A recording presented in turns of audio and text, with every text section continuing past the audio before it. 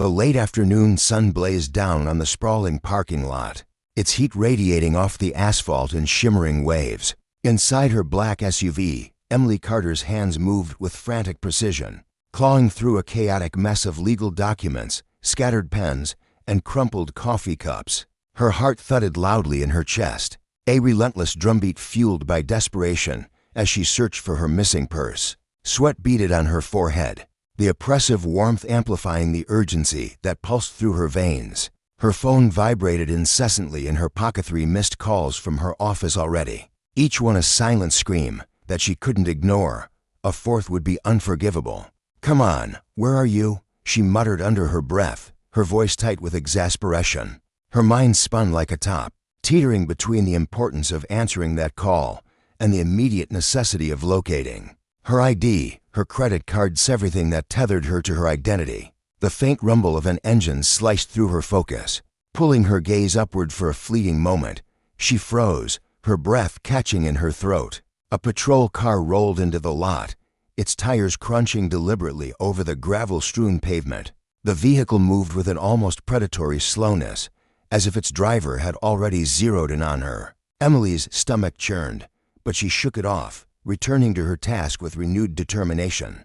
Papers fluttered from the console to the passenger seat as she dug deeper, her fingers trembling slightly. The cruiser crept closer, finally halting just a few feet away, and her gut twisted tighter. The door groaned open, and the heavy thud of boots striking the ground echoed like a judge's gavel.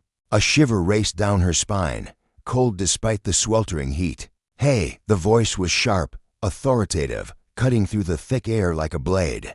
Emily's hands stilled, hovering above the seat as if caught in a forbidden act. She straightened slowly, her spine stiffening with every inch, and turned to face the source of the command. Officer Jack Turner stood before her, his presence towering and unyielding. His white uniform gleamed with crisp perfection, a stark contrast to the hard lines etched into his weathered face. His eyes, narrowed and distrustful, raked over her hands, then the submissive posture radiating tension, as if he were a coiled spring ready to snap. "What do you think you're doing?" he demanded, his words dripping with accusation rather than curiosity. Emily blinked, caught off guard by the hostility in his tone. "I'm looking for my purse," she replied, her voice steady despite the tremor of unease rippling through her. "It's somewhere in my car." Turner's eyes narrowed further, his skepticism a tangible weight pressing down on her. "You got ID on you?" he asked, his hand drifting toward his belt. The glint of his holstered firearm caught the sunlight, and Emily's stomach sank deeper into a pit of dread. "My ID's in my purse," she explained, gesturing toward the open car door with deliberate calm. "That's why I'm looking for it." "Convenient," Turner shot back, his voice laced with mockery. "Step away from the vehicle." Emily hesitated, her mind racing through her options. Should she argue, assert her rights, or comply and hope reason prevailed? The set of his jaw uncompromising, almost eager in the way his fingers inched closer to his weapon, made the choice for her. Slowly, she stepped back, raising her hands slightly to signal compliance. "This is my car," she said firmly, her tone measured but resolute. "I'm the state attorney. I lost my purse, and I just need to find it so I can get back to work." Turner's lips curled into a short, humorless laugh that grated against her nerves. "State attorney? That's a new one. You got proof of that?" His gaze swept over the SUV again, his disbelief deepening with every passing second. "Because all I see is someone breaking into a car." Emily clenched her jaw, forcing herself to swallow the rising tide of frustration.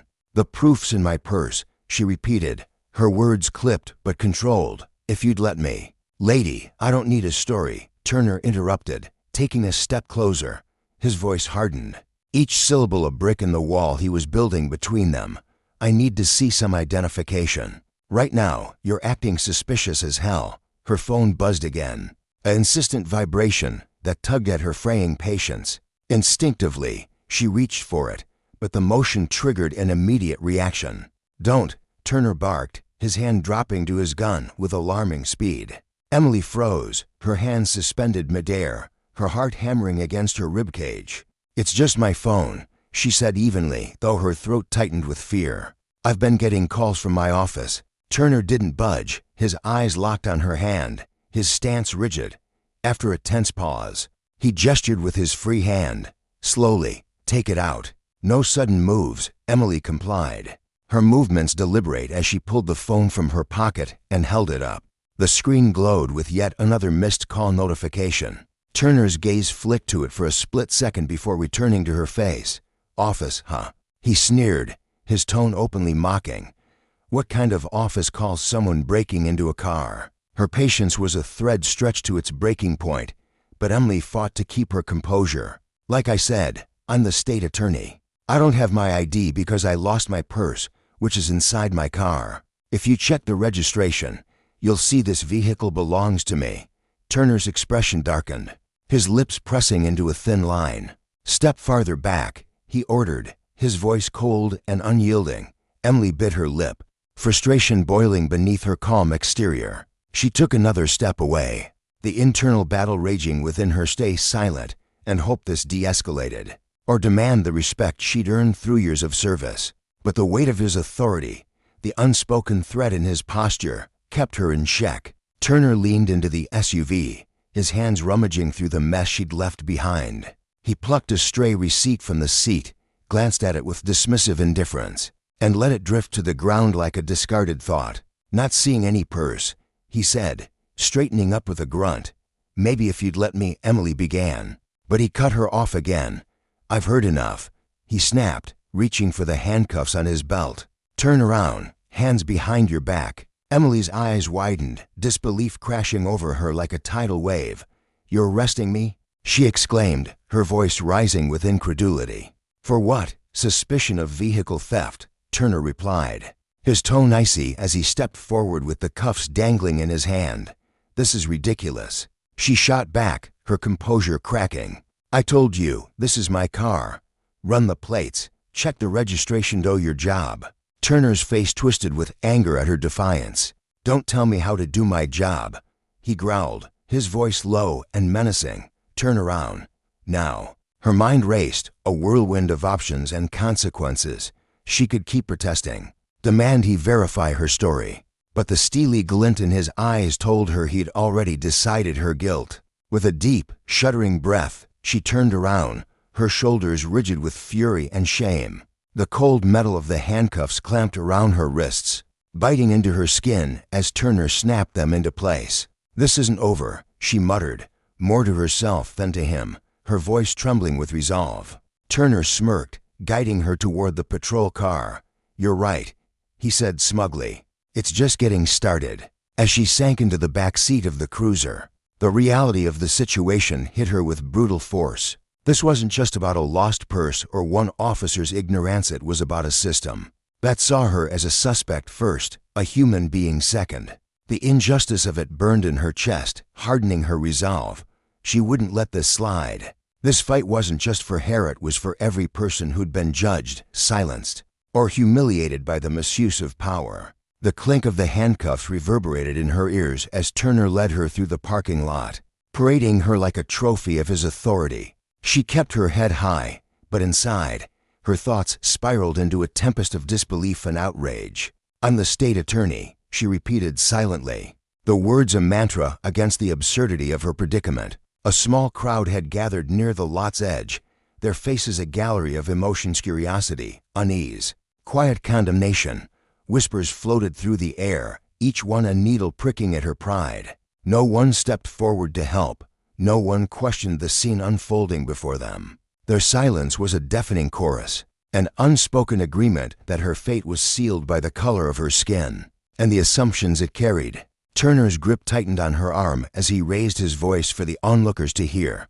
So, a state attorney, huh? That's a good one. His laugh was a jagged blade, designed to wound. Next, you'll tell me you're the mayor. Emily shot him a glare, her voice steady despite the indignity threatening to choke her. I'm telling you the truth. This is my car, and you're making a serious mistake.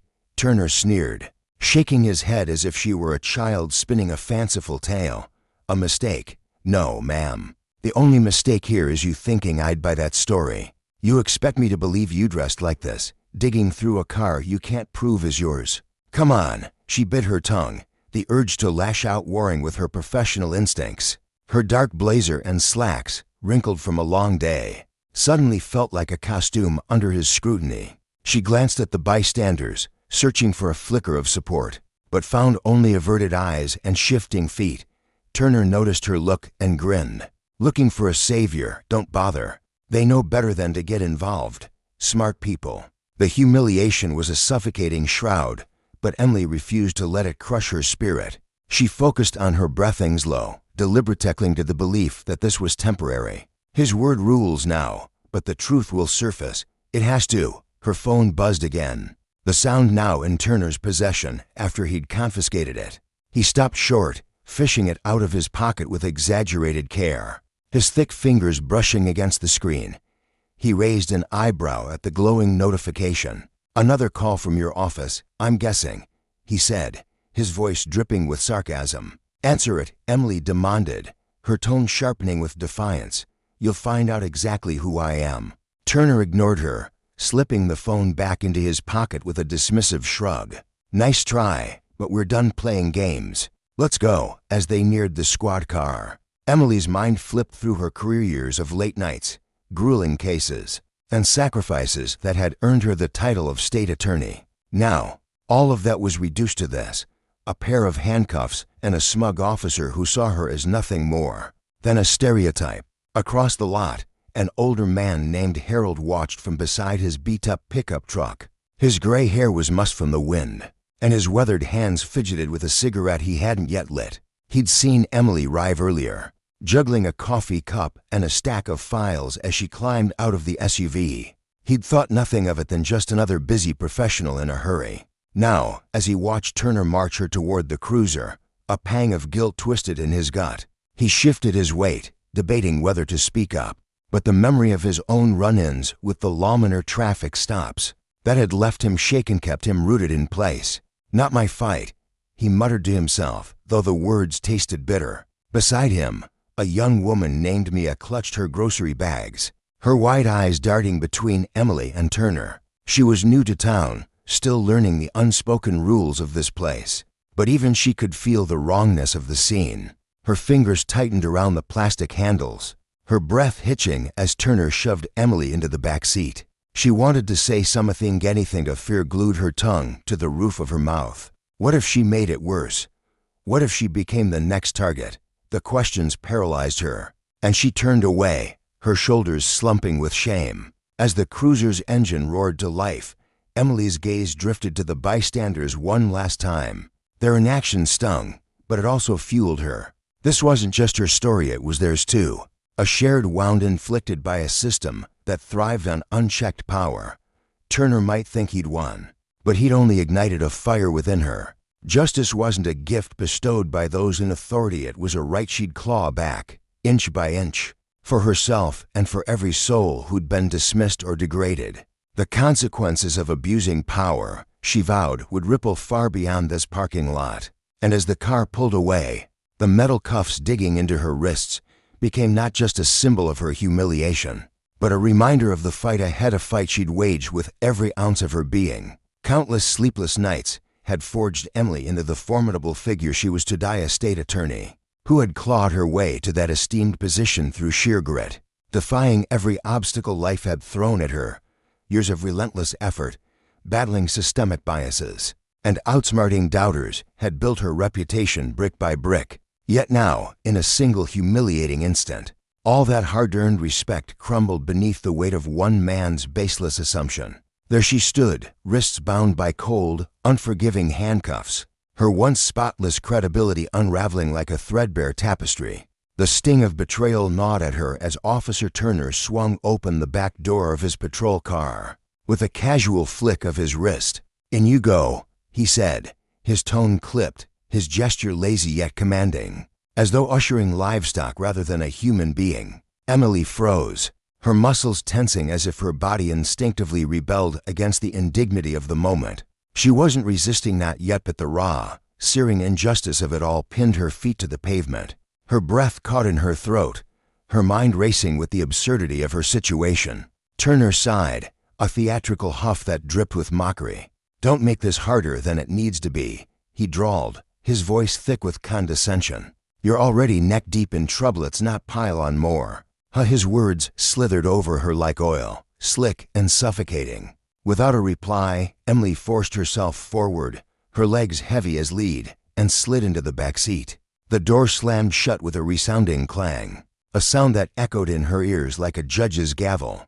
Inside, the air was thick and stagnant, a stifling heat that mirrored the inferno blazing in her chest, a mix of fury, shame, and disbelief. As Turner sauntered around to the driver's side, his boots scuffing the asphalt with deliberate slowness, Emily's gaze drifted to the tinted window. Beyond the glass, a small crowd had gathered, curious onlookers drawn by the flashing lights of the cruiser. A woman in oversized sunglasses leaned toward a man beside her, her lips moving in a hushed whisper as she shook her head in disapproval. The man mirrored her gesture, his brow furrowed, his mouth set in a grim line. Emily couldn't catch their words, but she didn't need to. Their expressions told the story plain as day. To them, she wasn't the tireless attorney who'd spent years upholding justice, nor the woman who'd sacrificed sleep and sanity to serve the state. No, in their eyes, she was just another suspect, a black woman in handcuffs, stripped of her titles and reduced to a stereotype. The weight of their judgment pressed down on her, a silent accusation heavier than the metal around her wrists. The car lurched forward as Turner turned the key, the engine's rumble vibrating through the seat. His movements were slow, almost performative, as if he relished every second of this twisted power play. In the rearview mirror, his eyes flicked to hers, a smirk tugging at the corners of his mouth, a smug, self-satisfied grin that made her stomach churn. "But you never pictured yourself here, huh?" he said, his voice low and taunting. "Big shot attorney, riding in the back of a cop car. Gotta be a real humbling experience." The mockery in his tone was a blade, sharp and deliberate, slicing through her composure. Emily met his gaze in the mirror, her dark eyes burning with a quiet, unyielding fire. "You're going to regret this," she said, her voice steady despite the storm raging inside her. "When this is over, you'll see exactly who I am." Turner's chuckle rumbled through the car, a grating sound that set her teeth on edge. "Oh, I know who you are," he shot back. "You're just like the rest, think you're smarter than everyone. Think you can talk your way out of anything. Well, guess what, lady, not today." She didn't bother responding. What was the point? He'd already painted her guilty in his mind, his verdict sealed long before he'd even slapped the cuffs on her. Instead, she turned her face to the window, watching the city streak by in a blur of gray buildings and flickering streetlights. Her chest tightened with every passing block, her thoughts spiraling toward the fallout that loomed ahead. If this hit, the paper state attorney arrested for stealing her own cart headlines alone could shatter her career. Years of late nights, courtroom battles, and meticulous case building, all reduced to a sensational smear. The fear gnawed at her, sharp and cold, but beneath it, something fiercer was taking root, a steely resolve, a promise to herself. She wouldn't let this moment define her. She wouldn't let Turner's ignorance, his petty prejudice, erase the truth of who she was. This wasn't just about her anymore, it was about every person who'd faced this same indignity, who'd been judged and condemned without evidence, without a voice. She had the resources, the platform, to fight back, and she'd be damned if she didn't use them. The car rolled to a stop at a red light, the sudden stillness amplifying the tension inside. Turner twisted in his seat, his grin as smug as ever, and spoke in a casual, almost friendly tone. "If you just told the truth from the jump, we wouldn't be here. But no, you had to pull that whole state attorney routine. Pretty bold lie, I'll give you that." Emily's jaw clenched, but her voice remained calm, each word measured and deliberate. "You didn't even check," she said, her eyes boring into his. "You didn't run the plates. You didn't ask for registration. You saw me and decided I was guilty." For a fleeting second, his smirk faltered, a crack in his armor, but it snapped back into place just as quickly. "Don't lecture me on how to do my job," he snapped, his tone hardening. "You're lucky I didn't tack on resisting arrest." Emily leaned forward as far as the cuffs allowed, her voice dropping to a low, dangerous edge. "And you're lucky I'm giving you a chance to fix this before it blows up in your face. Check the plates. Call my office. You'll find out soon enough." Turner didn't respond, but the silence that followed hung heavy, thick with unspoken defiance. The light turned green, and the car surged forward, the cityscape giving way to the hulking silhouette of the precinct. As they pulled into the parking lot, Emily drew a deep breath. Steadying herself for the battle ahead, she stepped out of the cruiser, her hands still bound, her chin lifted high. Her resolve was a steel rod, and her panache wouldn't let Turner's actions slide. His boots clacked sharply against the precinct's cold tile floor as he led her inside, the sound reverberating off the barren walls. The handcuffs bit into her wrists, the metal chafing her skin with every step. But she kept her pace steady, refusing to show weakness. Under the harsh glare of fluorescent lights, he shoved her into a small, drab holding room, a concrete box with peeling paint and a single metal chair bolted to the floor. "Sit," he barked, gesturing toward the chair with a lazy wave. She complied, her movements slow and deliberate, her jaw tight with suppressed fury. Turner leaned against the doorframe, arms crossed, his posture radiating arrogance. "Well, state attorney," he sneered, the title dripping with sarcasm. "Welcome to my world. Let's see how that story of yours holds up." Emily locked eyes with him, her calm facade masking the volcano of frustration erupting inside her. "You could clear this up in 5 minutes," she said evenly. "Check my plates. Call my office." He smirked, brushing off her words like dust, and turned to a younger officer hovering nearby. "Hey, Walker, grab a seat. This is gonna be good." Officer Ethan Walker shifted uncomfortably, his lanky frame swaying as he hesitated. His hazel eyes darted between Turner and Emily, unease etched into every line of his boyish face. Actually, I should probably get back to," he started. But Turner cut him off with a dismissive wave. "Nah, stick around. She thinks she's a state attorney or something at the whole act down pat, doesn't she?" Walker's discomfort deepened, his fingers fidgeting with the edge of his uniform. "Shouldn't we at least run her info?" he ventured, his voice soft, cautious. "I mean, if she's telling the truth." Turner's head snapped toward him, his easy demeanor evaporating in an instant. "You think I don't know how to handle this?" he barked. "Trust me, she's lying. People like her always have a story." Emily's blood simmered at the thinly veiled jab, but she forced herself to stay composed, her cuffed hands curling into fists behind her back. "People like me?" she asked, her voice sharp and cutting. "Why don't you spell it out?" "Officer Turner, what exactly do you mean by that?" He shrugged, his smugness unshaken. "You know what I mean." Walker glanced between them, his unease blooming into something closer to dread. "I still think we should," he began, but Turner's glare silenced him. "I've got this," he snapped. "You're dismissed if you're gonna keep second-guessing me." Walker lingered for a heartbeat, his lips parting as if to argue, then muttered, "Yes, sir," and slipped out, his reluctance palpable in the slump of his shoulders. The door clicked shut, and Turner turned back to Emily, his smirk reasserting itself. "See that? Even the rookies think they can tell me how to do my job these days." Emily leaned forward, her eyes narrowing to slits. "If doing your job means ignoring protocol and abusing your authority, then yeah, maybe someone should." His smirk flickered, then returned, harder this time. "You've got some nerve for someone in cuffs. You don't get it, do you? You're not in charge." Her AM. She took a slow, steadying breath, knowing anger would only fuel his ego. "What I get," she said, her voice low and deliberate, "is that you haven't verified a damn thing I've told you. You've ignored every chance to resolve this because you've already made up your mind. That's not police work, that's profiling." Turner's face darkened, and he straightened, stepping away from the doorframe. "Profiling? Oh, spare me. You're not some victim, you're just pissed because you got caught." "Caught doing what?" she fired back, her tone razor-sharp. "Looking for my purse in my own car? Tell me, Officer Turner, what crime do you think you've pinned on me?" He didn't answer right away, instead pulling out a clipboard and scribbling something with exaggerated focus. The scratch of his pen grated against the silence, each stroke a deliberate taunt. Emily watched him, her frustration swelling with every wasted second. Finally, he looked up, his expression icy. "Tell you what," he said, "since you're so eager to prove yourself, I'll give you a shot. One phone call. Make it count." Her lips pressed into a thin line, but she nodded curtly. "Fine. Let me make the call." He gestured toward a grimy wall phone with a lazy flick of his hand.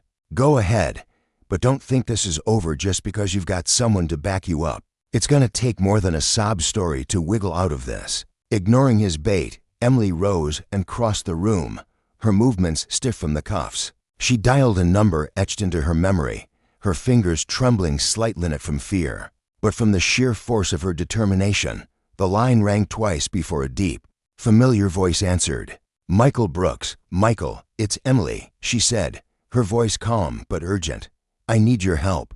A pause crackled on the other end, then Michael's tone sharpened with worry. "Emily, what's going on?" "I'm at the police station," she said, her eyes flicking to Turner, who watched with a faint, amused smirk.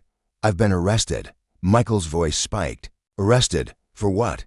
"They think I was stealing my own car," she replied, a dry edge creeping into her words. "I need you to get down here as soon as you can."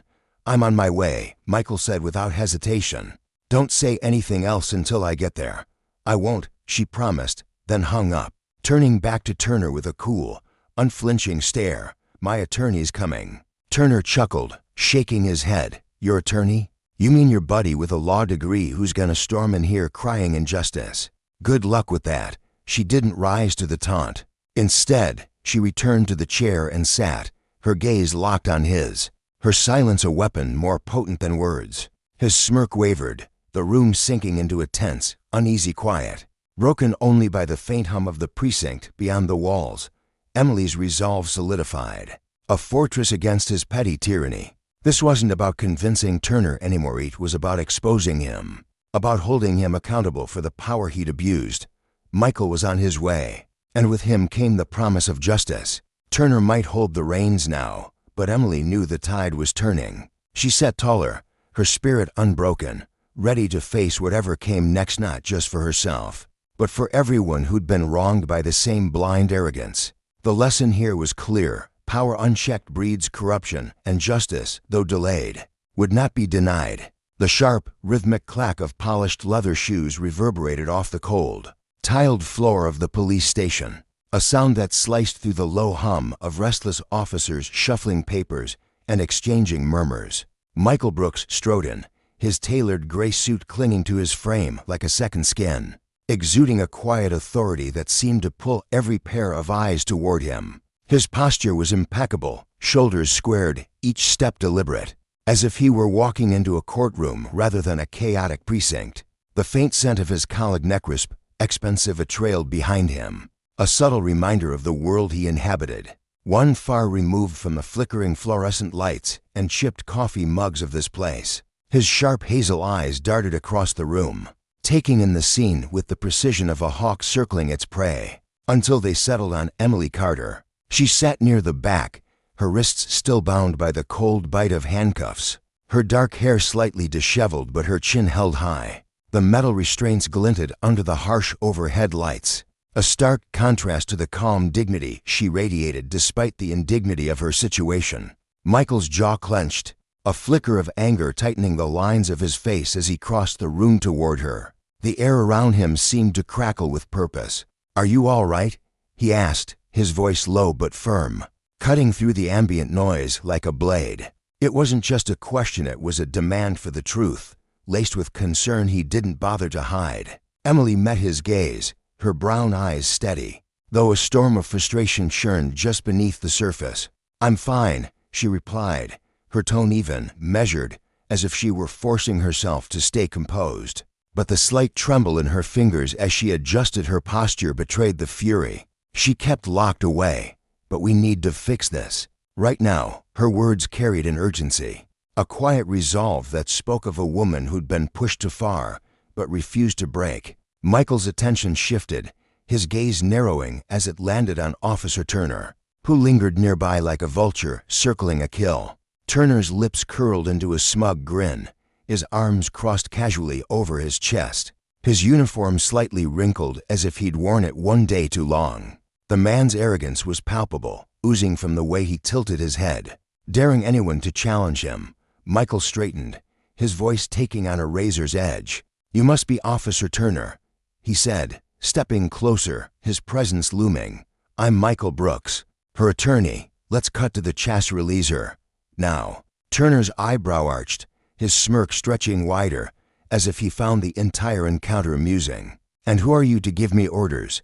he drawled, his voice dripping with condescension. He shifted his weight, planting his feet as if staking a claim to the ground beneath him. "She's been detained for suspicious activity. Everything's by the book." "By the book," Michael echoed, his tone laced with disbelief, his eyes narrowing into slits. He took another step forward, closing the distance between them, his voice dropping to a dangerous calm. "Let's talk about that book of yours. Did you bother to verify the registration of the car she was supposedly stealing? Did you run the plates? Call her office to confirm who she said she was?" He paused, watching as Turner's smirk faltered for the briefest moment, a crack in the officer's bravado. "No ID, no proof the car was hers," Turner shot back, his voice tightening. "So no, I didn't check." Michael's lips pressed into a thin line, his patience fraying. "You didn't check," he repeated, his words slow, deliberate, each one landing like a hammer on glass. "You didn't run the plates, didn't confirm ownership, didn't do the bare minimum required by your own rules. Instead, you jumped straight to cuffing her based on what? A gut feeling, a snap judgment." His voice rose, sharp and unyielding. "That's not protocol, Turner. That's negligence. Worse, it's abuse. You humiliated her in public, dragged her here, all because you assumed she didn't belong. Tell me, officer, where's the justice in that?" Turner's face darkened, his jaw locking as his arms tightened across his chest. The room grew quieter, the other officers pausing mid-motion, their glances darting between the two men. "She was acting suspicious," Turner snapped, his voice rising to match Michael's intensity. "I did my job." "No," Michael fired back, his tone like steel striking flint. "You didn't. You skipped every step that could have cleared this up in minutes. You violated her rights, ignored procedure, and let your bias call the shots. That's not doing your job. That's wielding power you don't deserve." His eyes burned with a quiet fury, but his stance remained steady, unshaken. "You don't get to play judge and jury because you feel like it." Turner's posture stiffened, his face flushing red as the weight of Michael's words bore down on him. "Watch it," he growled, leaning forward, his voice a low warning. "You don't tell me how to do my job." Michael didn't flinch. Instead, he stepped even closer, his voice dropping to a chilling calm. "I don't have to, your boss does. Should I call Chief Green myself? Or would you rather do it and explain why you've got the state attorney in cuffs?" Turner's eyes flickered with unease, a shadow of doubt creeping into his defiance. But he held his ground. "Go ahead," he sneered. "Call him. I'm not scared of some lawyer tossing threats around." "Good," Michael said, pulling his phone from his pocket with a deliberate slowness, his movements calm but loaded with intent. "Let's see how Chief David Green feels about an officer who skips basic investigative steps and detains someone without cause. I'm sure he'll be thrilled to hear how you've turned a simple misunderstanding into a legal nightmare." He began dialing, his thumb moving with precision, each press a silent promise of consequences. Turner's bravado wavered, his shoulders tensing as the reality of the situation sank in. He took a step forward, his voice rising. "I don't take orders from you." "No," Michael replied coolly, his eyes never leaving Turner's. "You take them from Chief Green. And I suggest you get him here before the spirals even further out of your control." The room fell silent, the air thick with tension, every officer now openly watching the standoff. Turner's chest heaved, his confidence crumbling under the pressure. Until finally, he jerked his head toward a younger officer hovering near a desk. "Get the chief," he barked, his voice tight. The officer nodded quickly, his boots scuffing the floor as he hurried down the hall, disappearing into the maze of the precinct. Turner turned back to Michael, his smirk gone, replaced by a hard, defiant glare. "You think you're slick, huh, waltzing in here, throwing your weight around? We'll see who's laughing when this all shakes out." Michael's expression didn't waver. "What's slick," he said, his voice steady, "is knowing the lawsome thing you clearly struggle with. You've dug yourself a hole, Turner, and if you're smart, you'll start climbing out before it's too late." Beside him, Emily sat silently, her gaze fixed on the exchange, Her chest swelled with a quiet admiration for Michael's unflinching resolve, his ability to wield words like a weapon without ever raising his voice. She flexed her wrists subtly, the cuffs digging into her skin, a constant reminder of the injustice she'd endured. The sound of heavy footsteps echoed down the hall, deliberate and commanding, signaling Chief David Green's arrival. He stepped into the room, a towering figure with broad shoulders and a stern face etched with years of hard decisions. His graying hair caught the light, and his deep-set eyes swept the scene, taking in Emily's cuffs, Michael's steely composure, and Turner's barely contained defiance. "What the hell's going on here?" Green demanded, his voice a low rumble that filled the space, leaving no room for evasion. Michael stepped forward, his tone measured but resolute.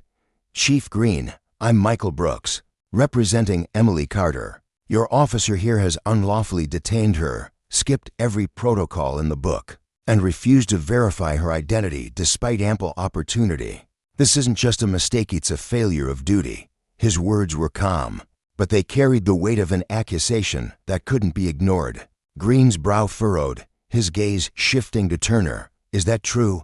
he asked, his voice sharpening like a blade being honed. Turner straightened, his tone defensive. "She didn't have ID. She claimed she was the state attorney, but I had no way to prove it." "Did you run her plates?" Green pressed, his eyes narrowing. Turner hesitated, his silence stretching too long. "No, sir," he finally admitted, his voice quieter now. "She was acting suspicious, So you didn't verify anything?" Green cut in, his voice rising with frustration. "You just hauled her in without a shred of evidence?" Turner's jaw tightened, but he offered no response, his earlier confidence dissolving into the tense air. Green exhaled sharply, turning to Emily. "Miss Carter, I'm sorry for this mess. I'll handle it personally." Emily rose from her chair, her movements slow and deliberate, her voice steady but edged with steel. "Apologies are a good start, Chief, but I need these cuffs off now, and I expect Officer Turner to face consequences for his misconduct." Her eyes locked onto Green's, unyielding, a silent demand for justice. Green nodded curtly, his expression hardening as he turned to Turner. "Uncuff her now." Turner's lips parted as if to protest, but the chief's glare silenced him. With stiff, reluctant movements, he pulled the key from his belt and stepped toward Emily. The click of the cuffs unlocking was sharp, final, and Emily rubbed her wrists, the faint red marks a lingering testament to her ordeal. "Thank you," she said, her voice calm but firm. "But this isn't over." Michael stepped beside her, his presence a steady anchor. "Chief Green, we'll be following up on this. Expect to hear from us soon." Green nodded again, his face grim. "You will. This'll be dealt with, he promise you that." As Emily and Michael turned to leave, Turner glared after them, his fists clenching at his sides. "This isn't over," he muttered, his voice barely audible, laced with bitterness. Emily paused at the doorway, her head turning slightly, her eyes meeting his with a resolute calm. "No, it's not," she said softly, "but not in the way you think." Later, in Green's office, the air was thick with tension. The chief stood by his desk, a phone pressed to his ear, his broad frame silhouetted against the window as he listened to the voice on the other end. Emily and Michael sat across from him, their expressions unyielding, while Turner lingered near the door, his defiance fraying at the edges. After a few terse words, Green hung up, exhaling heavily as he turned to face them. "It's confirmed," he said, his voice heavy with the weight of the truth. "Emily Carter is the state attorney." Michael gave a tight nod, his eyes flickering with vindication. "I've been saying that from the start, and yet she was dragged here, humiliated, and locked up without cause." His words were a quiet indictment, a reminder of the cost of unchecked power. Green's gaze shifted to Turner, his displeasure unmistakable. "Explain yourself, officer." Turner squared his shoulders, but his voice wavered slightly. "She didn't have ID.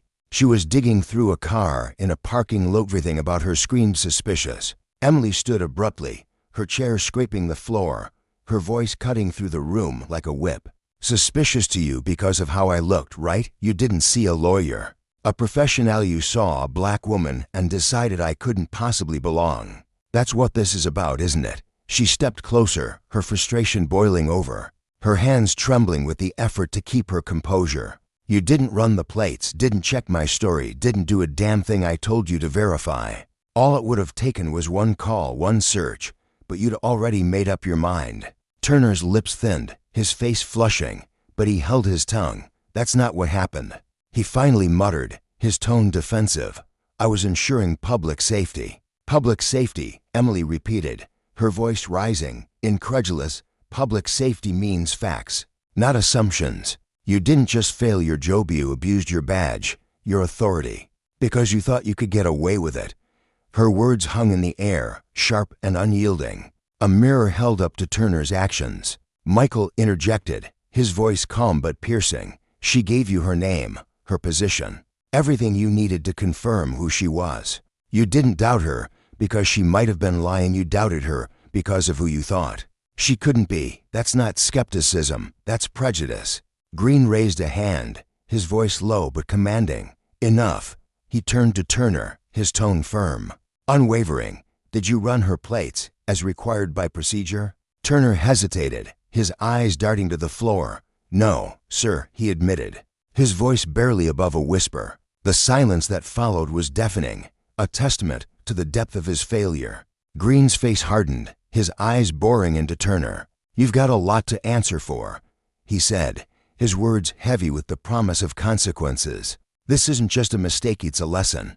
Power isn't a toy, and justice isn't yours to twist." As Emily and Michael left the station, the weight of the day lingered in their steps, but so did a quiet resolve. This wasn't just about her freedom, it was about exposing a system that too often let men like Turner wield authority without accountability. The battle was far from over, but the first blow had been struck, a reminder that justice, when ignored, has a way of demanding its due. The room hung heavy with an oppressive silence, a stillness so thick it seemed to choke the air. Officer Turner stood rigid, his shoulders hunched as if bearing an invisible burden. After what felt like an eternity, he finally spoke, his voice trembling, barely rising above a whisper. "No, sir," he admitted, the words slipping out like a confession he'd fought to suppress. Across from him, Chief Green's face hardened, his jaw clenching tight as though he could grind the tension between his teeth. "And did you even bother to verify her identity with the office she said she worked for?" Green's tone was low, controlled, but laced with a simmering frustration that made the question feel like an accusation. Turner's eyes darted away, unable to meet the chief's piercing gaze. "No, sir," he muttered again, the admission hanging in the air like a guilty echo. Beside them, Emily Carter stood with her arms crossed, her posture unyielding. When she spoke, her voice cut through the room like a blade, each syllable deliberate and icy. "Then you had no justification, o shred of Riasanto, put me in handcuffs, none at all."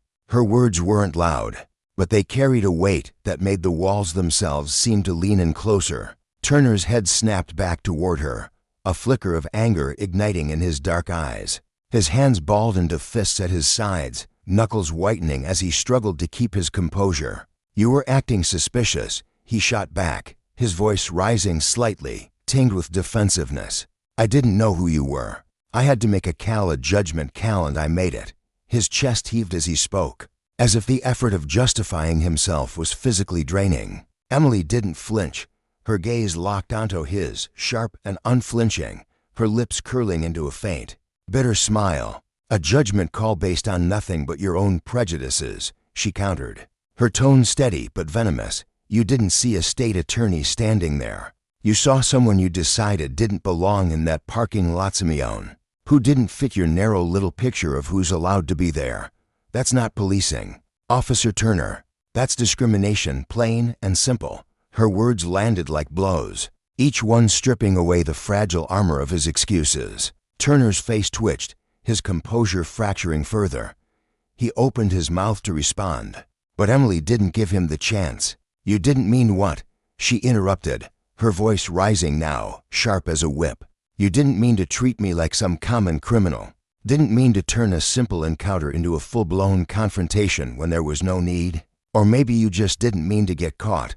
Her eyes blazed with a fury she'd held back too long, and the room fell silent again, the weight of her accusation pressing down on everyone like a storm cloud ready to burst. Chief Green cleared his throat, the sound rough and deliberate, breaking the tension like a crack in glass.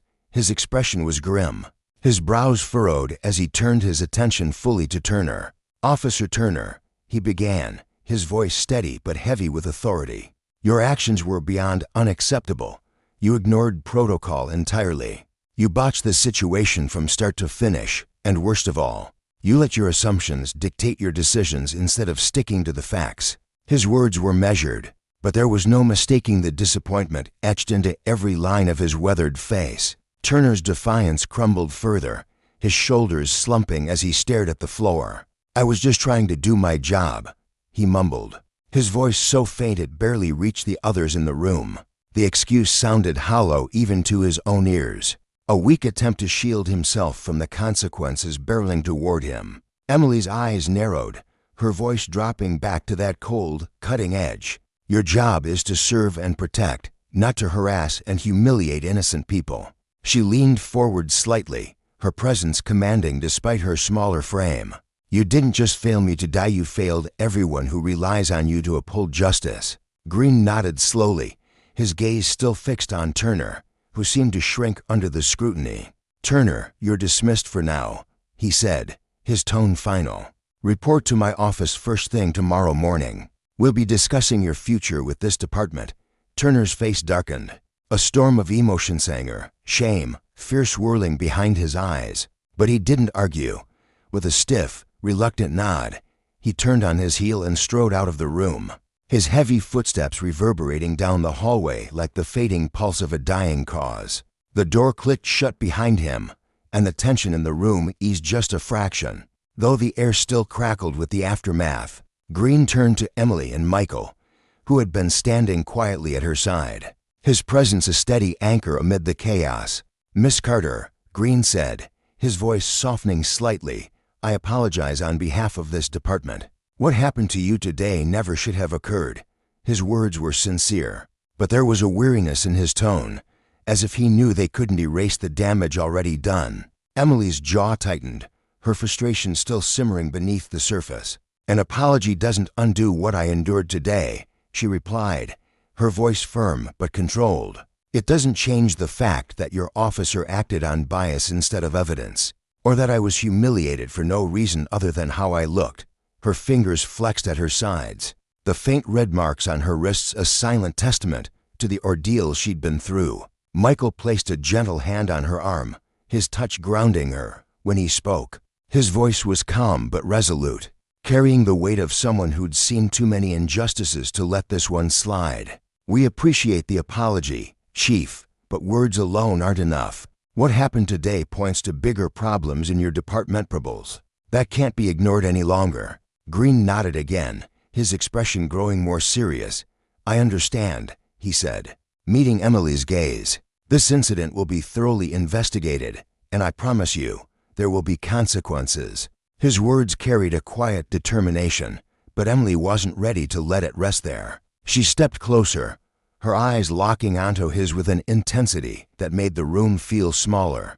"I'll be holding you to that," she said, her voice unwavering. "This isn't just about me, it's about accountability, and I won't stop until I see it." As Emily and Michael left the station, the weight of the day clung to them like damp clothes after a rainstorm. The late afternoon sun cast long shadows across the pavement, but it did little to warm the chill that had settled into Emily's bones. For her, the humiliation she'd faced was only the beginning to spark that had ignited a fire she couldn't extinguish. The real battle, the one to confront the deep-seated issues within the system, was just starting. When Emily stepped into her apartment that evening, she closed the door with a slow, deliberate motion, as if sealing herself off from the world outside.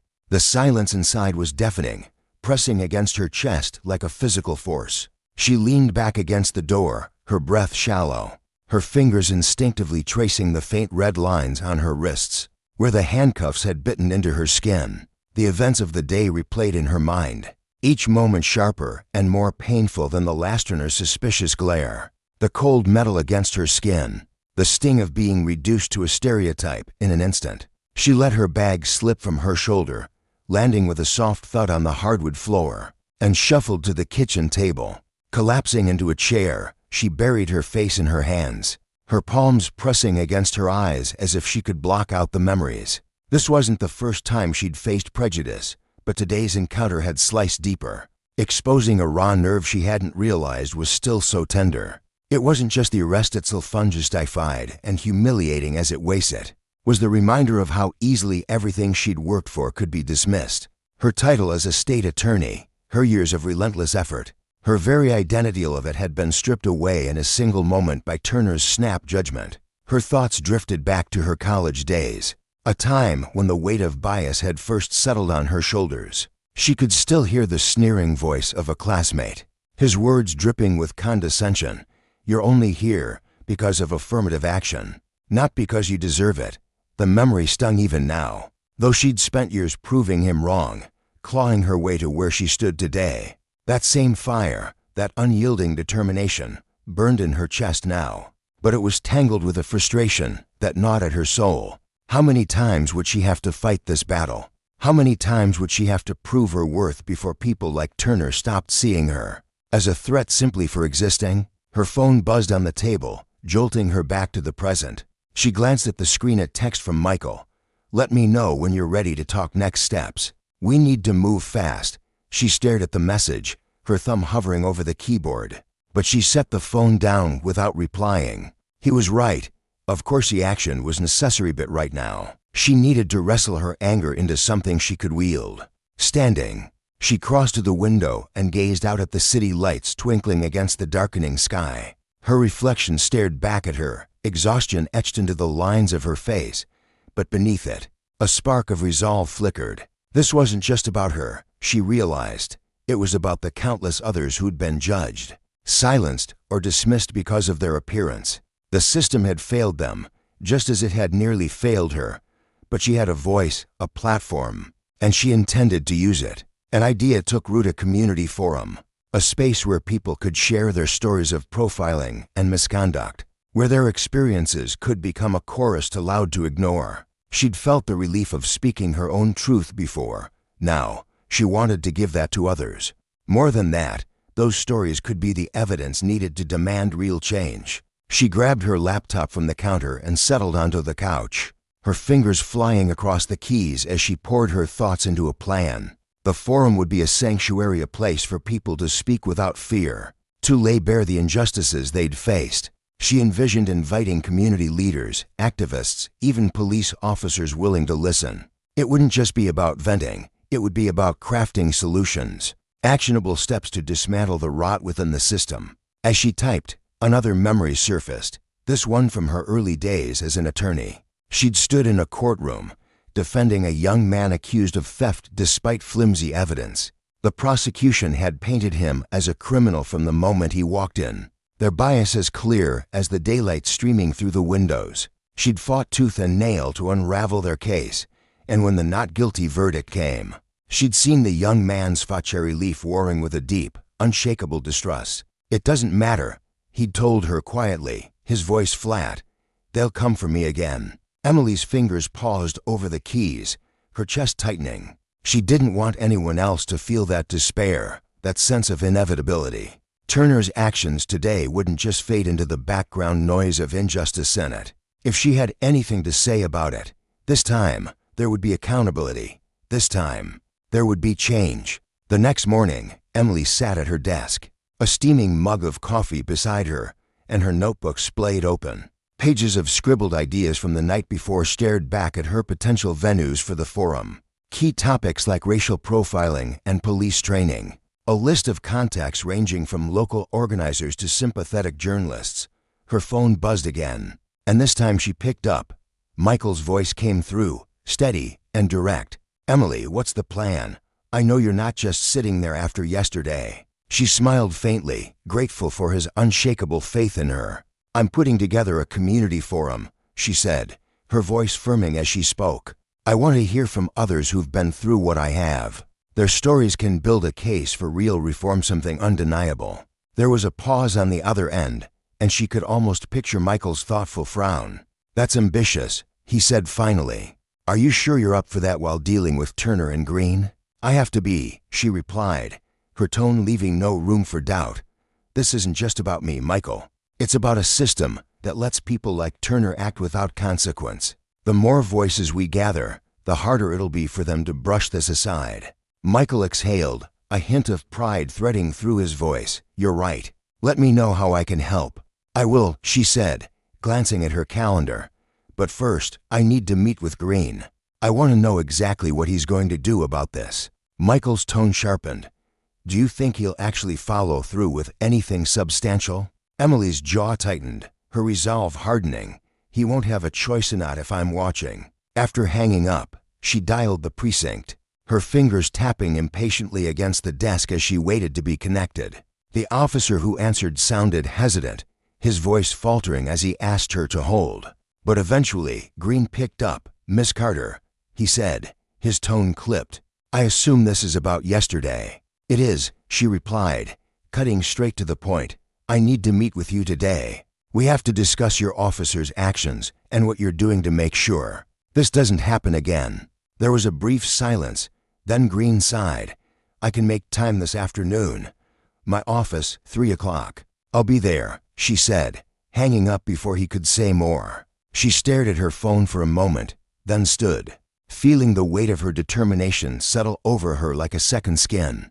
With the forum taking shape and a confrontation with Green looming, she could sense the pieces of her plan aligning. Weeks later, the community center hummed with the low buzz of voices as people filed into rows of folding chairs. Emily stood at the front, her hands gripping the edge of a podium, her heart pounding with a mix of nerves and anticipation. The room smelled faintly of coffee and old wood, the walls lined with faded posters from past events. She scanned the crowd faces of all ages and backgrounds, some weary, some angry, all carrying stories they'd held too long. This was her vision come to life, and the weight of it pressed against her chest. As she stepped forward to speak, she thought of Turner's fleeting defiance, of Green's promises, of the young man in the courtroom who'd lost faith in justice.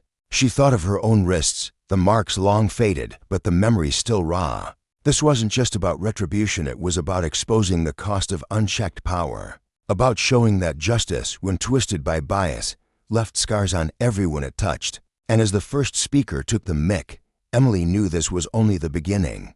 The lesson was clear. Abuse of authority carried consequences, and she'd make sure they were felt. The air in the cramped community hall buzzed with a restless energy as Emily stood at the front, her shoulders squared despite the invisible weight pressing down on them. She wasn't here for herself, every fiber of her being pulsed with a deeper purpose. This was about shattering the suffocating silence that had choked so many for far too long, about giving breath to the voiceless. Thank you all for coming, she began, her voice ringing out steady and deliberate, though beneath it simmered a quiet fire. We're gathered here today to confront something ugly-rot festering in our policing system. The stories of pain and betrayal that have been shoved aside, dismissed like they don't matter. Today, we're done being invisible. Today, we demand more. For a heartbeat, the room held its breath, the gravity of her words sinking into the worn wooden floorboards. Then, from the sea of faces, a man rose slowly to his feet. Charles Ekins, in his late 40s, carried the look of someone who'd been weathered by life's relentless storm slides, etched deep into his face, eyes dulled by exhaustion, yet glinting with a raw, unyielding fury. I've got something to say, he declared, his voice cutting through the stillness, firm but laced with a bitterness that seemed to claw its way out from somewhere dark and buried. 2 years ago, I was just trying to get home after a long shift 3 blocks from this very spot. A patrol car screeched up beside me, lights flashing, and before I could blink, 2 officers were on me. Said I matched some vague description of a guy who'd robbed a gas station nearby. I tried to tell them I'd been at work all day, but they didn't care. Next thing I know, I'm face down on the pavement, asphalt biting into my cheek, handcuffs digging into my wrists, and a knee grinding into my spine. A ripple of murmurs spread through the crowd like wildfire. Soft gasps and whispered outrage mingling in the air. Charles pressed on, his hands clenching into fists as he relived the memory. They hauled me off, threw me in a cell for to whole days of staring at concrete walls, wondering how my life turned upside down so fast. By the time they figured out they'd nabbed the wrong man, it was too late. My boss didn't care about innocent until proven guilty. I missed shifts, so I lost my job. Then my apartment. Everything I'd worked for in Beckhouse. Those officers couldn't be bothered to double-check a damn thing. His voice trembled with the weight of loss, but his gaze burned, daring anyone to look away. Emily's jaw tightened as she listened, a knot of sorrow and fury twisting in her chest. "Thank you, Mr. Atkins, for laying that bare," she said, her tone soft but resolute. "I can't imagine the toll that took on you, and I'm so sorry you were forced to endure it. Your story, it's a glaring spotlight on why we can't keep pretending this system works. It's broken, and it's breaking people like you every day." Another voice broke the heavy silence. A young woman, barely in her 20s, stood up, her hands shaking as she gripped the edge of her chair for support.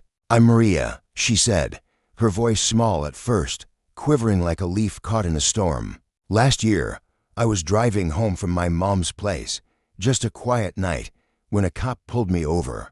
He said my car looked suspicious, whatever that even means. He ordered me out, made me stand there on the side of the road while he tore through every inch of my car, tossing my stuff around like it was trash. Then he patted me down, right there in the open, his hands rough and careless. I hadn't done anything wrong. He kept telling myself that over and over, but it didn't matter to him. He didn't see me as a person, just a problem to handle." Her voice cracked, and she pressed a trembling hand to her mouth, fighting back tears. "Now, every time I see a patrol car in my rearview mirror, my heart races. I don't even drive at night anymore. I can't. The fear's carved itself into me." Emily stepped closer, her eyes locking with Maria's, radiating a fierce empathy that seemed to hold the young woman upright. "Maria, thank you for being so brave to share that," she said, her voice thick with emotion. "You shouldn't have to carry that terror. None of us should have to shrink our lives to fit around someone else's unchecked power. That's not justice, it's a cage." The floodgates opened then, story after story pouring out, each one a jagged shard of the same shattered truth. An elderly man, his back stooped, but his voice steady, recounted how he'd been stopped and frisked right in front of his wide-eyed grandchildren, their innocent giggles turning to confused whimpers as they watched him stripped of his dignity. The memory still stung, a wound that refused to heal, his pride trampled under the weight of humiliation. A high school kid, all lanky limbs and nervous energy, described how he'd been detained walking home from basketball practice, his gym bag slung over his shoulder. The officer had eyed it like it held a ticking bomb, pinning the boy against a wall for no reason other than a hunch that didn't pan out. Each tale layered onto the last, the room growing heavy with the collective ache of injustice. But not everyone was swayed by the rising tide of voices. A man slouched in the back, his arms crossed tight over his chest, let out a sharp, cynical bark. "What's the point of all this?" he called out, not bothering to stand, his words slicing through the murmurs like a blade. "We've been screaming these stories into the void for years, decades, even. Nothing changes. It's just noise." His tone dripped with defeat, the kind that comes from hope beaten down one too many times. Emily turned to face him, her expression unyielding, though her eyes softened with understanding. "I get it," she said, her voice steady as steel. "The frustration, the exhaustion, it's real. This system digs in its heels, fights tooth and nail to stay the same. But if we throw up our hands, if we stop pushing, we're handing them the victory on a platter. Silence doesn't fix anything, it buries us. We have to keep clawing our way forward, holding them to account, even when it feels like shouting into a hurricane." The man shook his head, unconvinced, his lips curling into a bitter smirk. "Accountable to who? The same clowns who built this mess. The ones who turn a blind eye while it festers? It's a fool's errand." His words sparked a low hum of tension. Some nodded in quiet agreement. Others bristled, the room teetering on the edge of division. Emily raised a hand, her presence commanding the chaos back into order. "I hear you," she said, her voice cutting through the discord. "I know it's a mountain to climb, and half the time it feels like the ground's crumbling under us. But if we give up, we're locking in this nightmare for good." Every single voice here, yours include Dead Curry's weight. Together, we're a force they can't ignore, no matter how hard they try. A woman stood then, her frame slight, but her resolve towering. Her voice quaked with emotion, yet it held a fierce determination. "She's right, we can't quit. My son's only 10, and I lie awake at night imagining the world he's growing into. I don't want him learning to flinch at sirens, to shrink when he sees a badge. Those people out there, the ones who were supposed to keep us safe, are failing him already. And he's just a kid. We owe it to him, to all the kids coming up behind us, to fight until something gives." Her words landed like a stone in still water, ripples of silence spreading as the room absorbed their weight. Emily nodded, her throat tight with the enormity of it all. "This isn't just about us here and now," she said, her gaze sweeping the crowd. "It's about what we leave behind. That's why we're here to plant the first seed of something better, something just." As the evening drew to a close, Emily moved through the thinning crowd, her arms laden with a growing stack of handwritten testimony pages scrawled with pain, anger, and fragile hope. She collected phone numbers and promises from those willing to let their stories echo beyond these walls, vowing to each one that their words wouldn't fade into the ether. Michael, a weary man with a quiet intensity, lingered as the last stragglers drifted out. "That was something else," he said, his voice low but warm. "You've got them fired up. What's your next move?" Emily glanced down at the testimonies cradled in her hands, her fingers tightening around them as resolve hardened in her chest. "I'm taking this straight to Chief Green," she said, her tone edged with steel. "And after that, to anyone with ears to hear. They can't brush us off if we're loud enough, if we're everywhere." Michael gave a slow nod, a spark of admiration in his eyes. "Tell me how I can pitch in," he said simply. She looked back at the now empty room, the air still thick with the ghosts of shared pain and defiance. Armed with these stories, with this unshakable evidence, she steeled herself for the battle ahead. It was time to turn whispers into a roar. Days later, the small conference room at the police station crackled with tension, the air so thick it felt like it could snap. Officer Turner slouched in one corner, his arms locked across his chest, a scowl twisting his face into something hard and unyielding. Emily sat across from him, her posture calm, but her eyes blazing with a quiet, unshakable resolve. Chief Green loomed at the head of the table, his presence a stern anchor amid the brewing storm. "We've wrapped up our review of the incident," he began, his voice a low rumble that sliced through the silence. He fixed Turner with a stare cold enough to freeze fire. "Based on everything we've uncovered, statements, evidence, the works you are suspended. Effective immediately, pending a full internal investigation." Turner shot up like a coiled spring, his fist slamming down on the table with a crack that echoed off the walls. "Suspended?" he bellowed, his face flushing a furious red. "That's insane. I was doing my job taking down a suspect and now I'm the one getting burned for it." His voice trembled with indignation, but beneath it lurked a thread of desperation, a man grasping at the fraying edges of his defense. Green didn't flinch, his gaze steady as granite. "This isn't about one call, Turner. What you did out there was beyond the pale, and it's not an isolated slip. Your record's a roadmap of troubleyers of it, and it's time we stopped looking the other way." With a deliberate thud, he dropped a thick folder onto the table, its pages spilling slightly. A testament to a career riddled with shadows, complaints piling up, abuse of authority, conduct that'd make anyone squirm, language that's got no place in a uniform. "Want me to start reading?" Turner's face twisted, a snarl curling his lip as he leaned forward, knuckles whitening against the table. "That's a load of garbage. Those complaints. Nothing stuck-leered every time. You're digging up old dirt to pin me now. What about this case? She was acting shady. No ID, no proof of who she Vasi did what I had to do." His finger jabbed toward Emily, accusation dripping from every word. Emily straightened, her voice slicing through his tirade like a blade, sharp and unshaken. "You didn't have to do any of it. You could have run my plates 5 seconds of effort. You could have called my office, confirmed I was exactly who I said I was. But you didn't. You chose to escalate, to throw your weight around, because of what you assumed about me. That's not duty, that's bias with a badge." Her words were measured, but they carried a sting, each one landing like a quiet, deliberate blow. Turner wheeled on her, his eyes wild with fury. "Bias, don't you dare flip this on me. You're just fishing for a fall guy, playing the victim to prop yourself up. This is a witch hunt." His voice rose, jagged and raw, filling the room with his outrage. Emily met his glare head-on, unflinching, her calm a stark contrast to his unraveling. "This isn't about you, Turner, or even me. It's about what you stand for, a system that's rotten, that lets people like you run roughshod over the rest of us. You're not the scapegoat here. You're the proof it's broken." Green raised a hand, his voice a firm command that silenced the escalating clash. "Enough. This isn't up for debate. The investigation's digging deeper, but let's be crystal clear. What went down that day doesn't fly. You're answering for it." Turner, end of story. His tone brooked no argument, a wall of authority slamming down between them. Turner stood rigid, fists balled at his sides, his breath coming in short, seething bursts.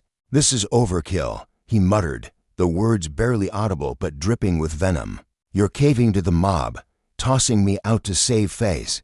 His eyes flicked to Emily, locking with hers in a silent standoff, his jaw clenched so tight it looked like it might crack. Emily let out a short, dry laugh, devoid of humor. "Overkill. Try being me for a minute." Cuffed, helpless, gawked at by strangers on the street. "All because you couldn't be bothered to think twice. Tell me about overkill when you've tasted that."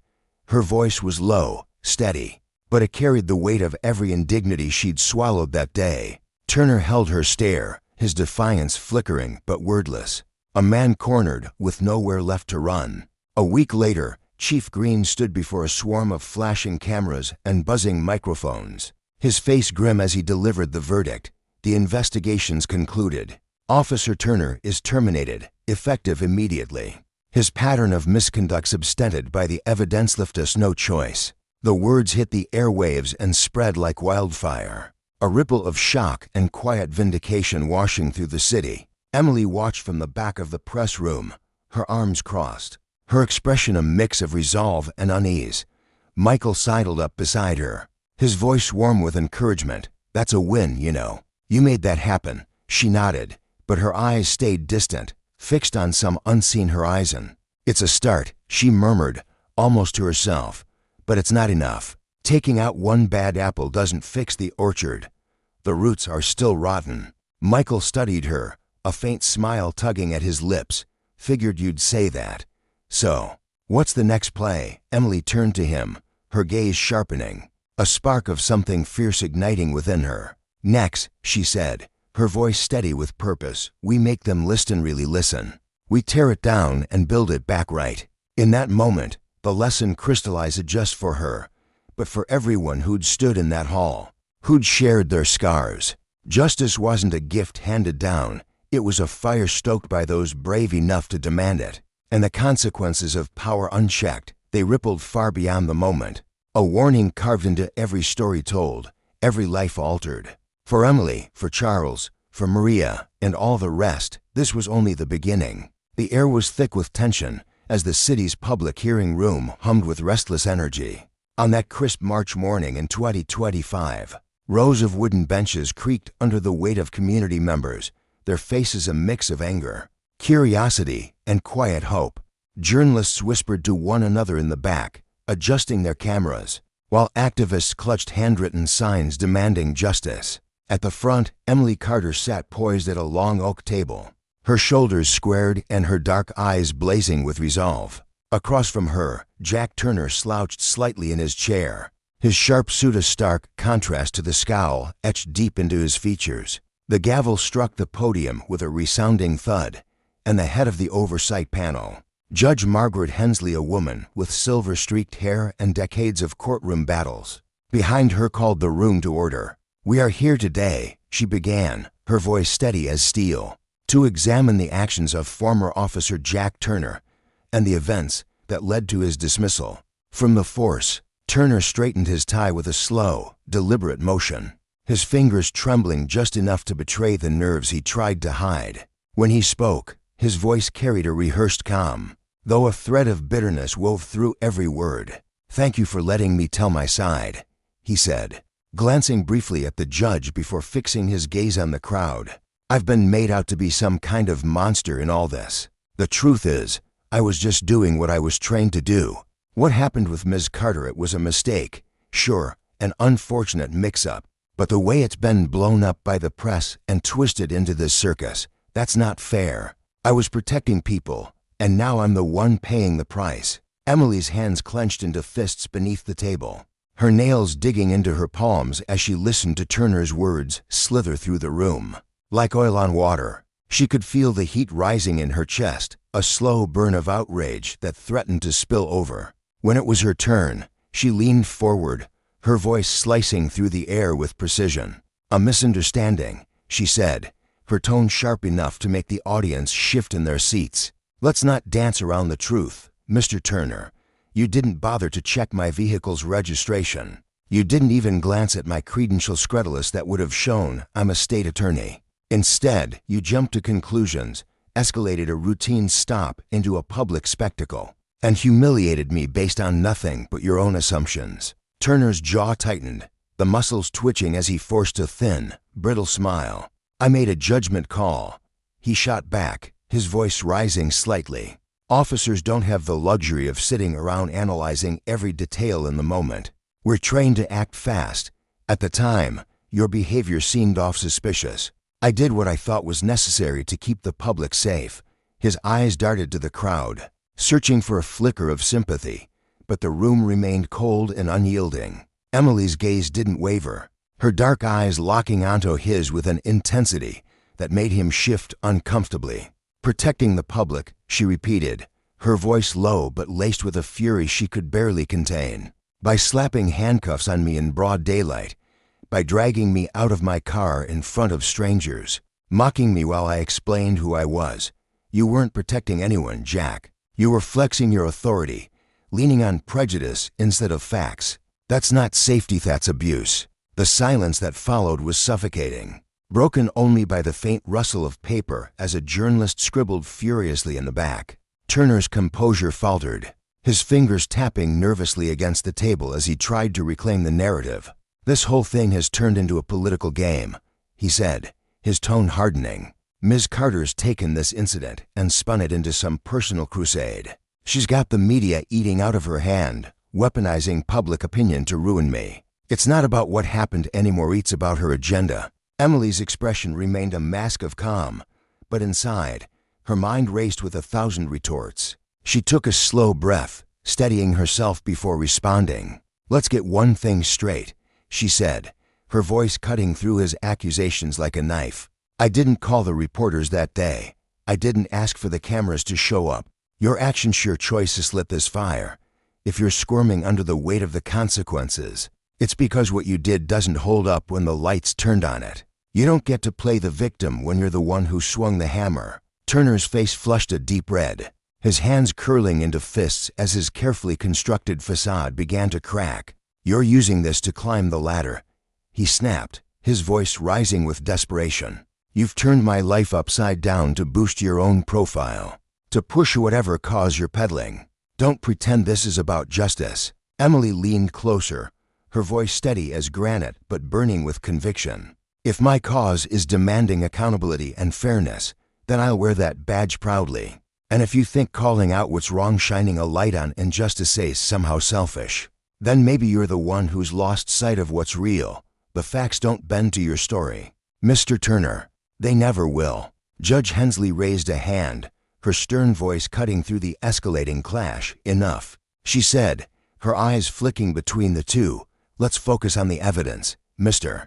Turner. We've reviewed body camera footage, witness statements, and departmental records. They show you ignored standard procedure, skipped steps that could have de-escalated the situation. How do you explain that?" Turner's shoulders slumped slightly, but he straightened quickly, clinging to his defense. "I didn't have time," he said, his voice tight. "Out there, in the field, you've got seconds to decide. I acted on instinct. Officers can't always follow the playbook word for word." Emily seized the opening, her words swift and unrelenting. "Seconds to decide," she said, her tone dripping with disbelief. "You had time to question me, to taunt me, to drag me out of my car and make a scene. But somehow, you couldn't spare 30 seconds to verify who I was. That's not instinct, Jack. That's arrogance. That's a choice." A murmur rippled through the crowd, a wave of agreement that seemed to sap the last of Turner's confidence. His eyes darted to the cameras, then back to the panel, his bravado crumbling under the weight of the evidence piling against him. The Bodycam footage, played earlier on a flickering screen, had captured every momentous dismissive sneer. His refusal to listen as Emily calmly repeated her identity. His barked orders as he tightened the cuffs around her wrists. Witness sesnibers who'd watched from their porches. A delivery driver who'd paused mid-route had described his tone as cocky, his posture as domineering. The picture was clear, and it wasn't the one Turner wanted painted. As the hearing stretched on, Emily rose to address the panel directly, her voice ringing out with a quiet power that filled the room. "This isn't just about me," she said, her hands resting lightly on the table as she scanned the faces before her. "This is about every person who's been reduced to a suspect before they're seen as human. It's about a system that hands out power without demanding responsibility. Jack Turner wants you to believe he's the victim here, that accountability is some kind of unfair punishment. But let's not confuse the two. He's facing the fallout of his own decisions. What I and so many others have faced is the fallout of a machine that's been broken for too long." The room erupted in applause, a thunderous wave that echoed off the high ceilings. Emily stood tall, her heart pounding but her resolve unshaken. She knew this moment was bigger than Turner, bigger than her own story. It was a spark, a chance to demand Moretto force a reckoning with the very idea of justice. And as the cameras rolled and the crowd settled, she felt the weight of that responsibility settle firmly on her shoulders. Weeks earlier, the saga had begun with a single, searing image: Emily, her wrists bound in cold steel, her expression a mix of disbelief and quiet fury, while Turner stood nearby, his lips curled in a smug grin. That snapshot, replayed endlessly on news channels, had ignited a firestorm. It wasn't just the arrest, it was the brazenness of it, the way it laid bare the fault lines of power and prejudice. Social media had erupted, hashtags trending within hours as people shared their own stories of overreach and indignity. Community leaders had rallied, their voices rising in chorus to decry a culture that shielded men like Turner, while silencing those they wronged. Turner, freshly fired from the force, had tried to spin the narrative in his favor. He'd appeared on a sleekly lit news set, his suit crisp and his hair gelled, his indignation polished to a performative sheen. "This is cancel culture run amok," he'd declared, staring into the camera with a practiced righteousness that made Emily's stomach turn. When she watched from her office, "I was doing my job keeping people safe and now my career's in ruins over one little mix-up. Is this really the world we want?" The backlash was swift and merciless. Online, people tore into his words, calling him out for dodging responsibility.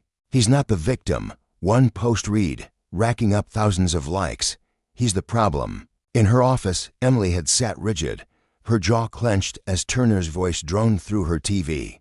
Her phone buzzed, and she answered it without looking. "Did you catch that clown show?" Michael's voice crackled through the line, sharp with exasperation. He was her colleague, her confidant, a man who'd seen the system's flaws up close and fought them just as fiercely.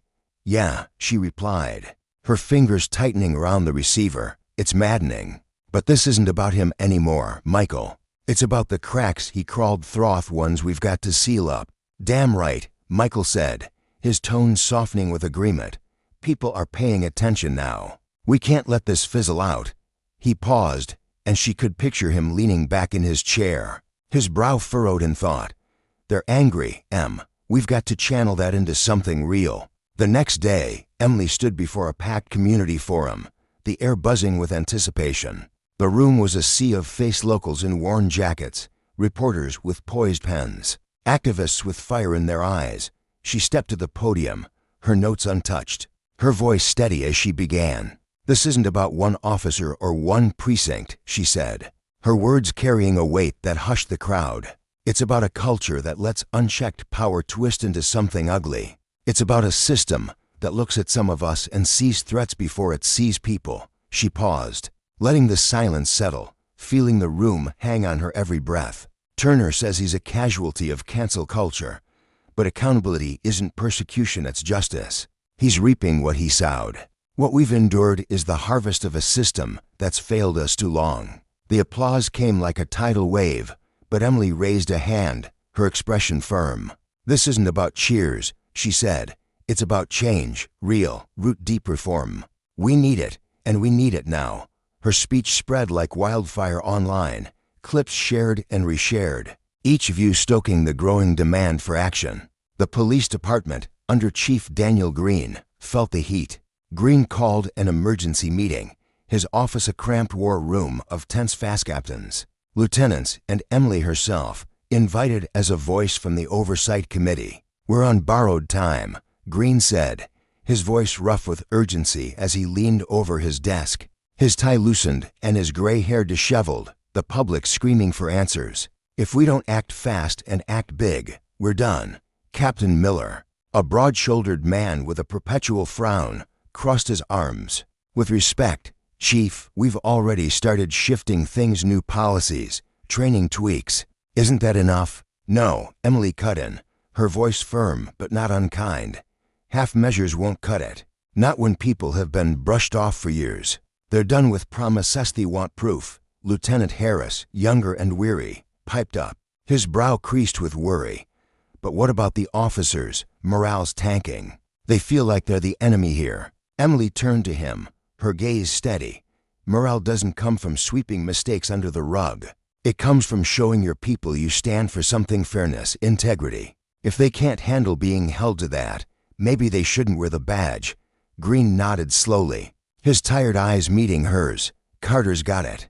We're fast-tracking training, opening the books for transparency. Oversight Committee gets bi-weekly reports, and we'll face the public again soon, show them we mean it." The reforms rolled out in fits and starts, met with a mixed chorus of praise and doubt.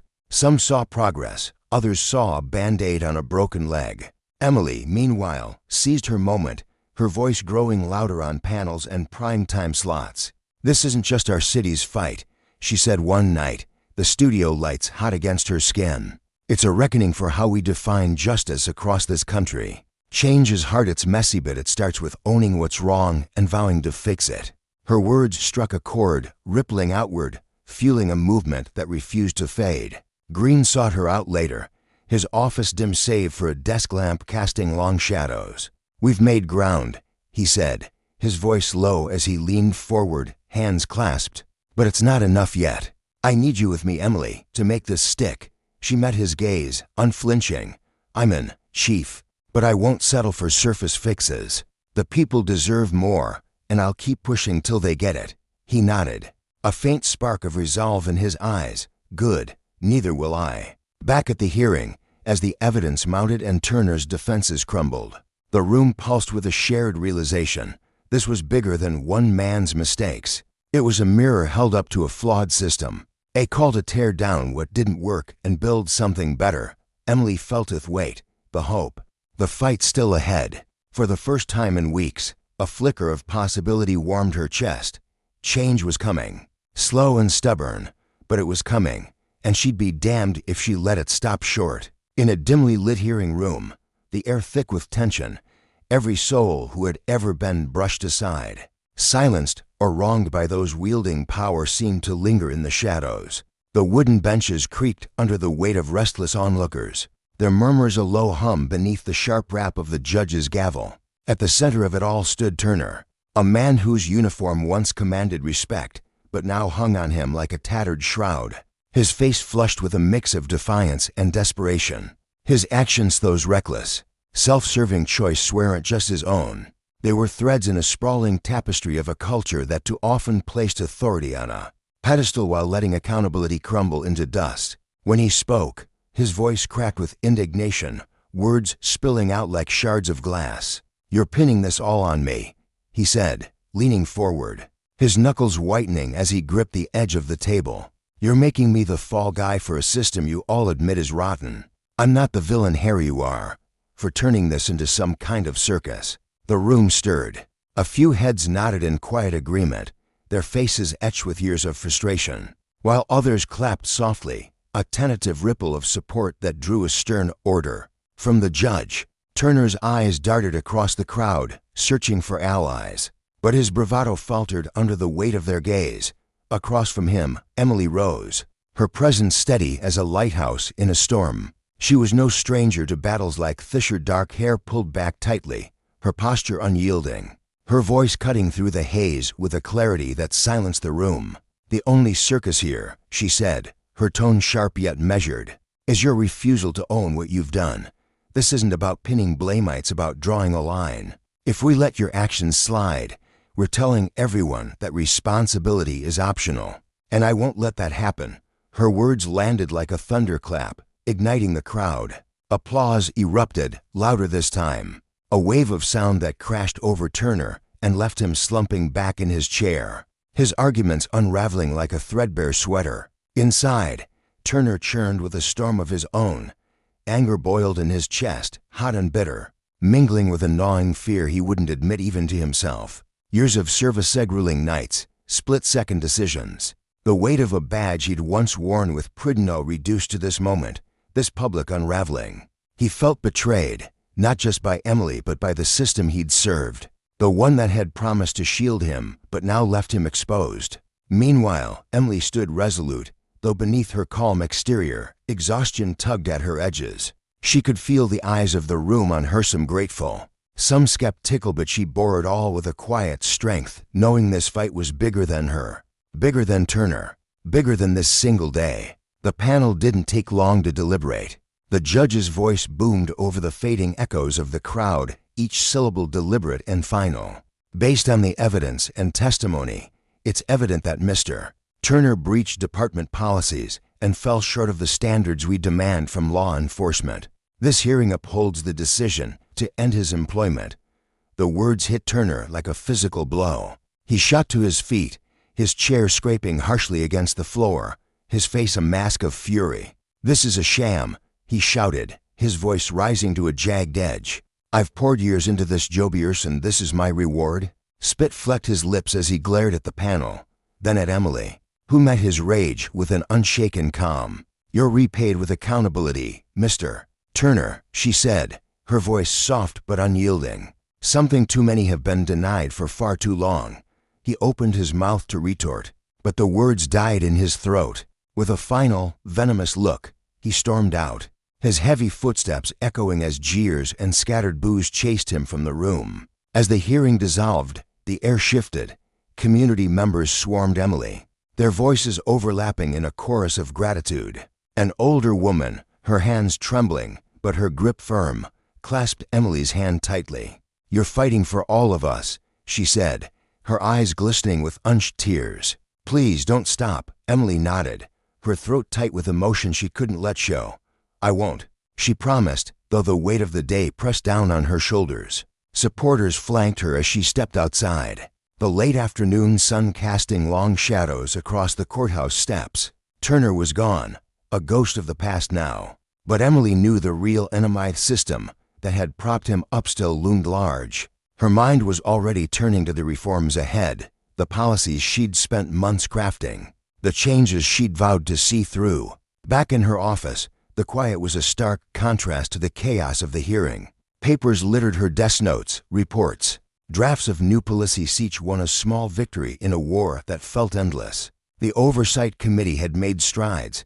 Mandatory anti-bias training had begun. Accountability measures were taking root. And Turner's downfall had sent a ripple of caution through the ranks. But as Emily sifted through the documents, a familiar unease settled in her chest. This was just the beginning. Her phone buzzed, jolting her from her thoughts. It was Michael, his voice warm but tinged with fatigue. "Ready for tonight?" he asked. She leaned back in her chair, exhaling a breath she hadn't realized she'd been holding. "As ready as I'll ever be. It's a big crowd," he said. "They want to hear from you." She nodded to herself, steeling her resolve. They need to know this is just the start. That evening, the community center buzzed with life. The room was packed, residents craning their necks for a better view. Activists huddled in corners, plotting next moves. Local officials perched stiffly in their seats. The air crackled with anticipation as Emily took the stage, greeted by a swell of applause that warmed her despite the chill of the night. "Thank you," she began, her voice steady as it carried over the crowd. "These past months have been a whirlwind. Together, we've started holding people accountable, pushing for changes that matter. But as far as we've come, we can't stop now." The room hushed, every eye locked on her. "We've peeled back the layers of a broken system, but pointing out the cracks isn't enough. Reform isn't a single moment, it's a journey. Every policy we fight for, every step we take, is just one piece of a bigger picture. We have to stay sharp, stay together, stay relentless. A middle-aged man stood, his weathered face earnest as he gripped the back of a chair for support. What can we do, as regular people, to keep this going? Emily smiled, a flicker of warmth breaking through her intensity. Stay awake to what's happening. Call out injustice when you see it, record it, report it, demand answers, and above all, vote for leaders who put fairness first. Change doesn't happen alone, it starts with every one of you. A young woman raised her hand next, her voice tentative but firm. Do you really think the system can change, or are we just stuck fighting forever? Emily's expression softened, a rare vulnerability creeping in. It's not simple, fixing something that's been broken for generations. But every win, every rule we rewrite, every bias we challenge builds on the last. We don't quit, because too many people are counting on us. As the questions flowed, the room began to transform. The raw anger that had once dominated softened into something new: hope, determination, a sense of shared purpose. People weren't just listening anymore. They were imagining themselves as part of the fight. When the meeting ended, Emily stepped down, immediately enveloped by a tide of voices. A teenage boy approached, his hands shoved deep in his pockets, his voice shaking as he spoke. I just wanted to say thank you. What you're doing, it makes me feel like there's a chance. Emily rested a hand on his shoulder, her touch steadying him. Hope's what keeps us going, she said. And you're in this, didn't ever forget that. Later, alone in the stillness of her apartment, Emily replayed the day. Turner's exit had been a triumph, but it was a fleeting one. He was a symptom, not the disease. The real challenge was tearing down the scaffolding that let men like him flourish. Unspoken rules, the blind eyes, the power that crushed the powerless. She thought of the stories she'd heard over the months. A mother profiled for driving in the wrong neighborhood, a kid silenced for asking questions, a worker dismissed for daring to speak up. Each one fueled her, a quiet fire that refused to dim. The next morning, she sat across from Chief Green and a handful of local officials, a conference table strewn with charts and updates. Green, a burly man with a voice like gravel, ran through the progress, training programs rolling out, transparency policies tightening. But Emily leaned forward, her gaze piercing. These are solid steps, she said, but we need more. Data on every stop, independent boards with teeth, audits that actually hold weight. That's what lasts. Some nodded, their faces thoughtful, others shifted uncomfortably, their reluctance palpable. She didn't flinch. This isn't about making life harder, it's about making justice real. We owe that to everyone out there. By the weekend, the city square pulsed with life. Hundreds gathered under a gray sky, their signs justice for all, and systemic bias bobbing above the crowd like flags of defiance. Emily stepped to the microphone, the wind tugging at her coat as her voice rang out.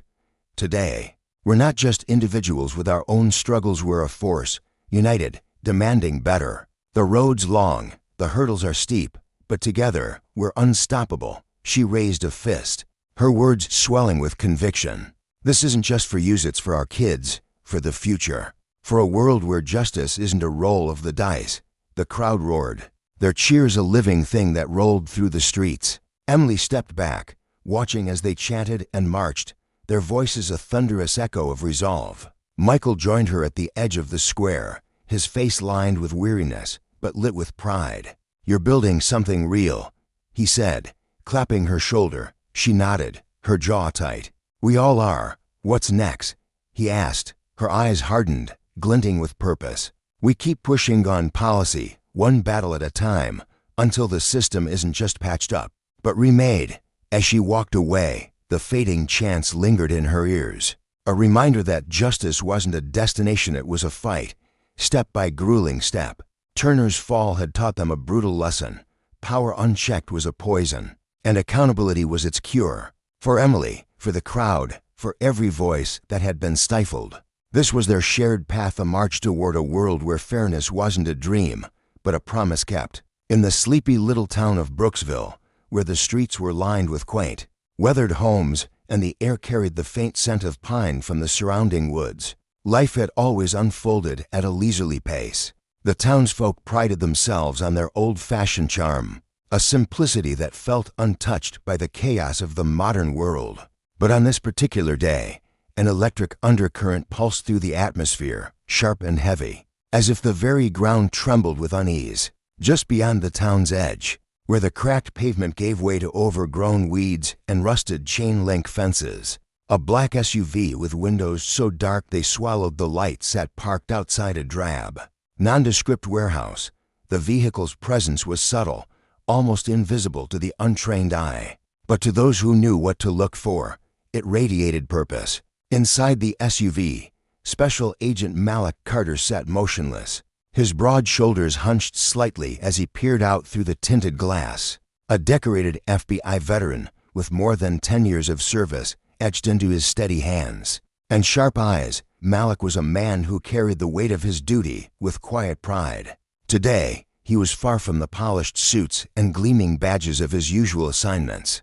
Dressed in a faded gray hoodie and worn jeans, he blended seamlessly into the rough edges of Brooksville, though beneath the casual exterior, his Glock 19 rested snugly against his ribs, and his FBI badge hung clipped inside his jacket, a silent testament to the authority he wielded. He was here on a mission cloaked in secrecy, tasked with unraveling a sprawling drug ring that had sunk its claws into the town, its tendrils possibly stretching into the very ranks of local law enforcement. The stakes were high, and every move he made was calculated, deliberate, a thread in a tapestry he couldn't afford to let unravel. Malik had just stepped out of the SUV, the gravel crunching softly under his sneakers, when the piercing squeal of tires shattered the stillness. His head snapped around, instincts flaring as a police cruiser roared into the lot, its brakes screeching as it lurched to a stop mere feet from where he stood. The driver's door flew open, and out stepped Officer Gary Whitman,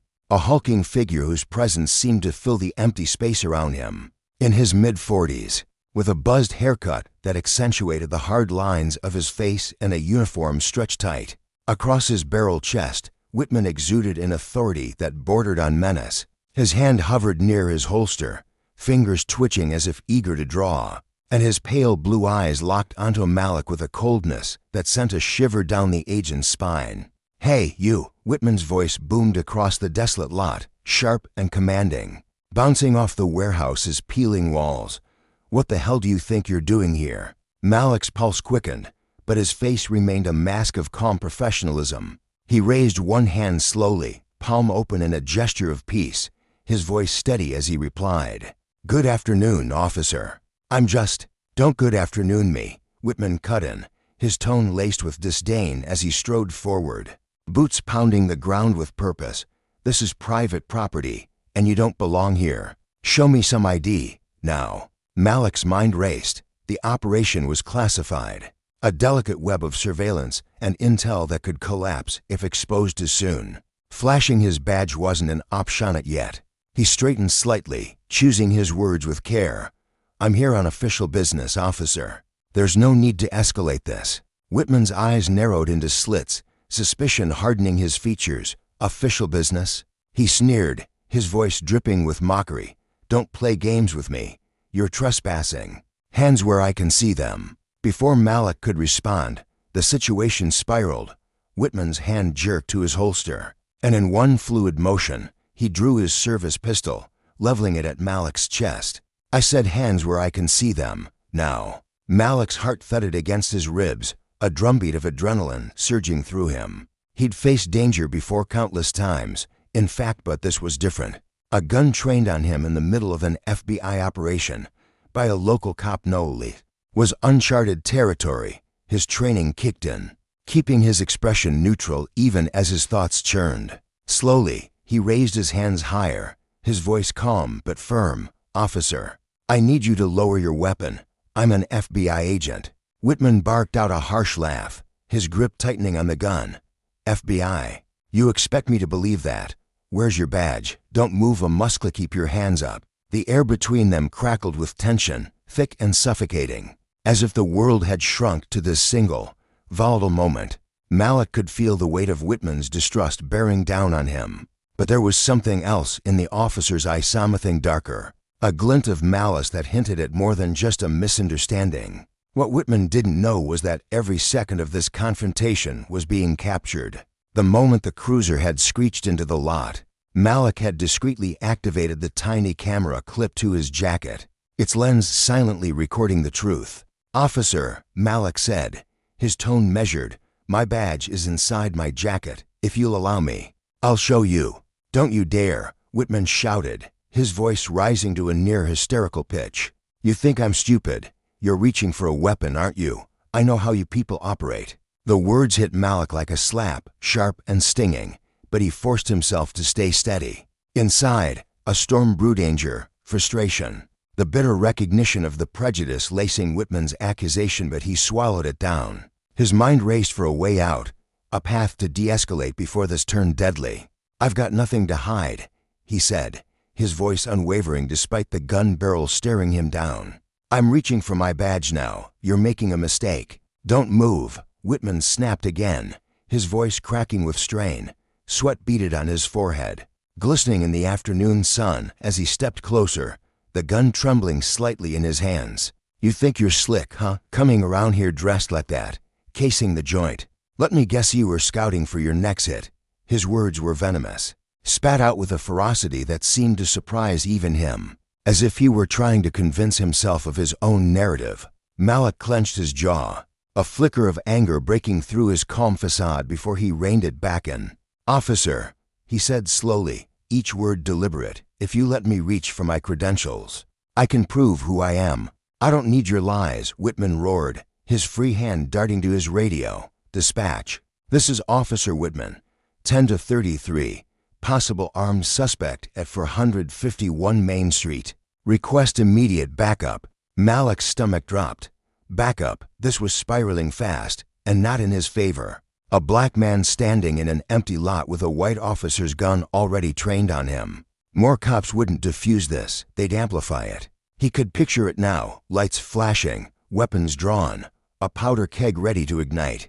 "Listen to me, Whitman," he said, a thread of steel weaving into his tone.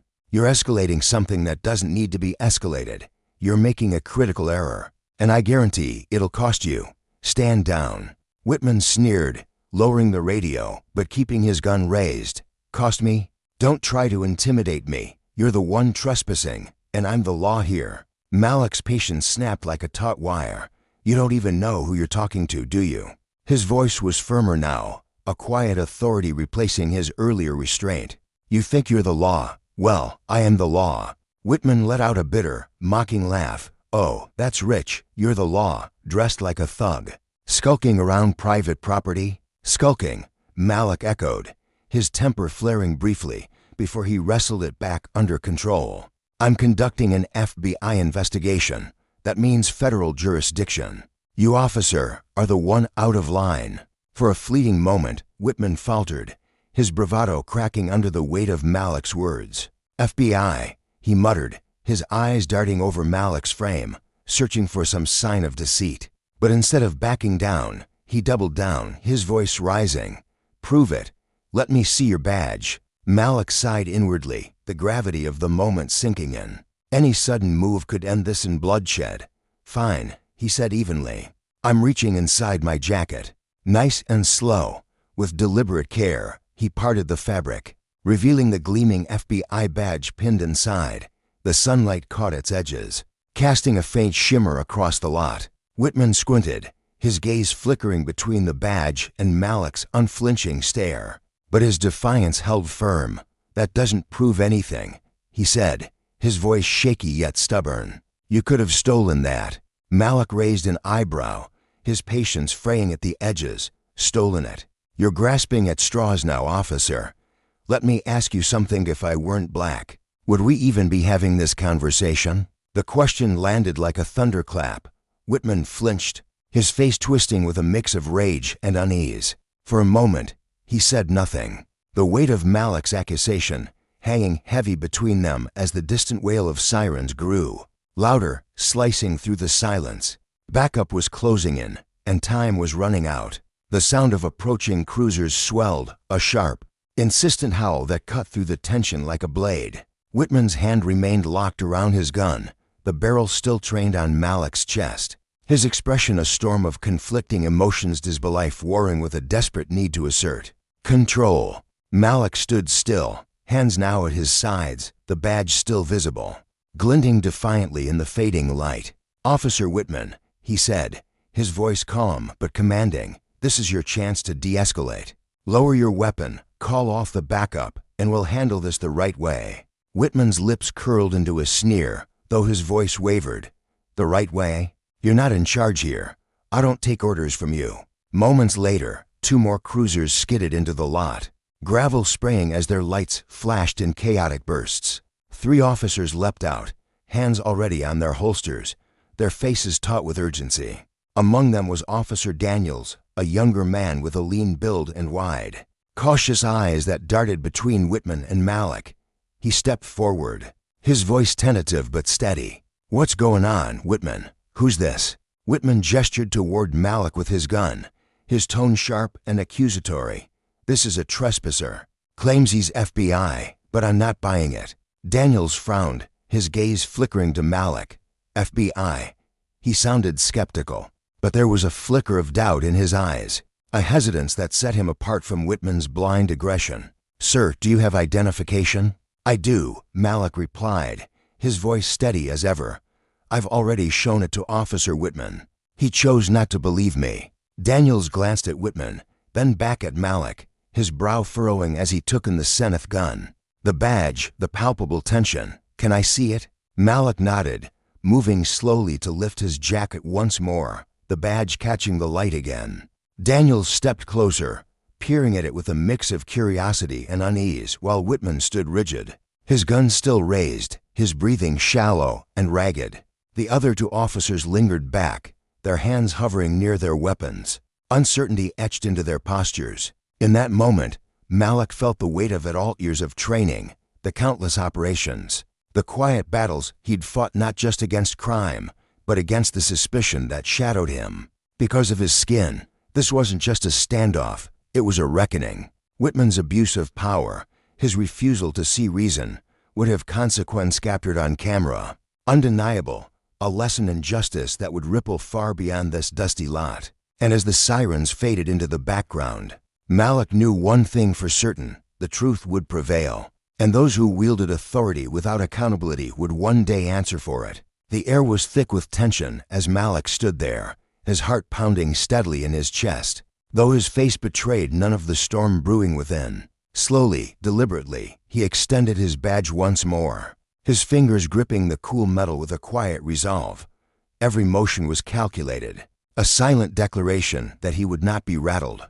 Across from him, Daniel edged closer, his boots scuffing against the cracked asphalt of the dimly lit parking lot, his brow furrowed as he leaned in, squinting to inspect the badge under the faint glow of a flickering street lamp. For a moment, time seemed to stretch, the distant wail of a siren threading through the stillness. Then, Daniel's eyes widened slightly, a flicker of recognition cutting through his skepticism. "Whitman," he said, his voice low but steady, carrying the weight of realization. "This is real. He's FBI." Whitman's reaction was immediate and visceral, his face flushed a deep, furious red, teetering on the edge of purple, as if the blood rushing to his head might burst through his skin. His jaw clenched so tightly it seemed his teeth might crack under the pressure. "I don't give a damn if the badge is real," he spat, his voice trembling with defiance. "How do we know he's not overstepping? He shouldn't even be here." The words erupted from him like venom, his broad shoulders heaving as he stood his ground, a man clinging to the fragile ledge of his authority. Malik's gaze sharpened, his patience thinning like a thread stretched to its limit. He stepped forward, the gravel crunching beneath his polished shoes, and when he spoke, his voice sliced through the night air with a precision that demanded attention. "Actually, I have every right to be here," he said, his tone edged with a quiet fury. "This area falls under federal jurisdiction, part of an ongoing investigation. And for the record, Officer Whitman, you're the one crossing the line." His words hung there, heavy and unyielding, a mirror held up to Whitman's unraveling composure. Daniel shifted uncomfortably, his hand hovering near his holstered weapon before dropping to his side, as if the gesture itself felt wrong now. Around them, the other officer Sionger less seasoned exchanged furtive glances, their eyes darting between Malik and Whitman like spectators at a duel they hadn't signed up for. Their uncertainty was palpable, a nervous energy rippling through the group as they wrestled with where their loyalties should lie. Malik could sense a creeping doubt seeding itself in their minds, the slow unraveling of Whitman's command. But Whitman himself was a wall of stubborn resistance. "Even if you're FBI," he snarled, his voice dripping with contempt, "you don't waltz in here without notifying local law enforcement. I don't care who you are, your attitude reeks." Malik inhaled deeply, the cool night air filling his lungs as he fought to steady the anger simmering beneath his calm exterior. He'd been here before too many times. His chest tightened with the weight of memory, of countless encounters with men like Whitman. Men whose eyes narrowed at the sight of his dark skin, whose voices hardened when they saw the badge pinned to his chest. "Let me tell you something, Officer Whitman," he said, his voice dropping to a low, resonant timbre that seemed to vibrate through the asphalt. "I've faced men like you my whole career, men who look at me and see a threat instead of a person, who think their badge is a license to bully and intimidate. But you don't scare me. Not for a second." Whitman's jaw twitched, a muscle jumping under his skin as he struggled to hold his ground. The younger officers shifted again, their boots scuffing the ground, their discomfort growing like a shadow stretching across the scene.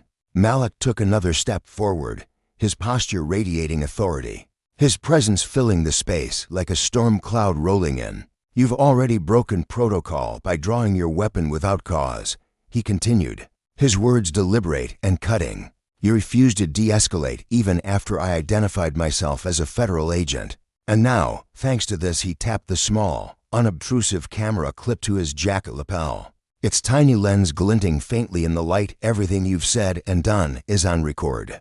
Trust me, officer, this footage will find its way to people who actually care about justice." Whitman froze, the color draining from his face as if someone had pulled a plug deep inside him. His eyes locked on the camera, wide and unblinking, the realization crashing over him like a wave he couldn't outrun. The other officers exchanged looks again, their expressions a tangled mix of shock, unease, and something akin to dread. Daniel, ever the peacemaker, stepped forward, his voice softer now, almost pleading. "Sir, I think we should all take a breath here and figure this out calmly. No one wants this to go any further than it already has." His hands were raised slightly, palms open, a gesture of truce in a moment teetering on the edge. Malik nodded, his gaze never leaving Whitman's. "I'm happy to cooperate," he said evenly, "as long as your colleague lowers his weapon."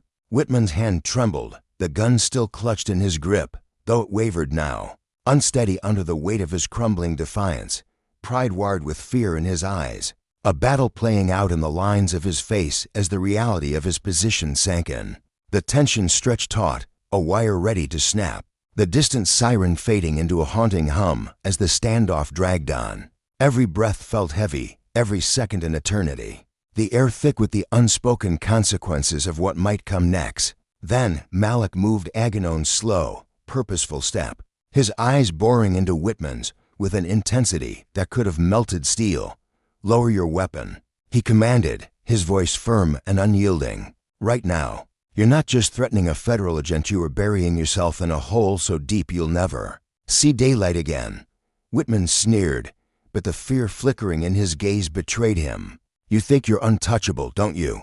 he shot back, his voice cracking at the edges. "Just because you've got that badge, you think I'm scared of you?" Malik tilted his head slightly, a faint, almost sorrowful smile tugging at his lips. "Intimidate you? No. Expose you? Without a doubt." Before Whitman could muster a retort, Daniel intervened, stepping between them and placing a steady hand on Whitman's arm. "Whitman," he said, his tone calm but laced with urgency, "this isn't right. He's shown his credentials as a federal agent. We're the ones in the wrong here." Whitman jerked his arm free, his glare cutting into Daniel like a blade. "You don't know what you're talking about," he snapped. "You're too green, too soft to see what's really going on." But Daniel didn't flinch. He squared his shoulders, his youthful face hardening with resolve. "No," he said, his voice steady as stone. "I see exactly what's happening, and so does everyone else." The words landed like a blow. And Whitman's eyes darted around, taking in the faces of his fellow officers. Their silence was deafening, their expressions a gallery of quiet judgment. Malik stood tall, his presence an anchor in the chaos, his confidence unshaken as it chipped away at Whitman's resolve. "Officer Whitman," Malik said, his voice cutting through the haze like a blade, "you're done. Lower your weapon now, or I'll have no choice but to take this further." Whitman hesitated, his pride and anger clashing with the dawning truth that he was trapped. Slowly, reluctantly, he let the gun drop to his side, his hand shaking as he holstered it. The other officers exhaled, their tension easing as their hands moved away from their own weapons. But Malik wasn't finished. "Good," he said, his tone icy and precise. "Now step back." Whitman's jaw clenched, his teeth grinding audibly, but he complied, retreating a single, grudging step. Malik reached into his pocket, his movements smooth and deliberate, and pulled out his phone. He dialed a number, his voice calm but commanding as he spoke into it. "This is Special Agent Malik Carter. I need a supervisor from the local precinct at my location immediately. There's been a serious breach of protocol." Whitman's eyes widened, panic flashing across his face. "What the hell are you doing?" he demanded, his voice rising. "You can't just—" "I can," Malik cut in, his tone sharp as a whip, "and I will." Daniel turned to Whitman, his voice dropping to a hushed, almost pitying murmur. "You've really messed up, man. Just let this play out, it's over." The weight of those words seemed to crash into Whitman all at once, his bravado shattered, leaving behind a simmering resentment and the faint, bitter tang of fear. He opened his mouth, as if to argue, but the words died in his throat, silenced by the inevitability of his downfall. Minutes later, the low rumble of an engine broke the silence as a black, unmarked sedan rolled into the lot. The door swung open, and out stepped Captain James Hart, the local precinct supervisor. His suit was crisp, his posture exuding an authority that seemed to command the very air around him. His sharp eyes swept over the zenith cluster of officers, Malik's unyielding stance, Whitman's pale, rigid form taking it all in with a single, piercing glance. "Agent Carter," Hart said, extending a hand, his voice smooth but firm. "I'm Captain Hart. I understand there's been an incident." "There has," Malik replied, shaking Hart's hand with a grip that mirrored his resolve. He gestured toward Whitman, who stood like a man awaiting sentencing. "One of your officers drew a weapon on me without cause, refused to de-escalate, and ignored my federal credentials. The entire encounter is recorded on my body camera." Hart's expression darkened, his jaw tightening as he turned to Whitman. "Is this true, Officer Whitman?" he asked, his voice cold and unyielding. Whitman stammered, his bravado crumbling under Hart's gaze.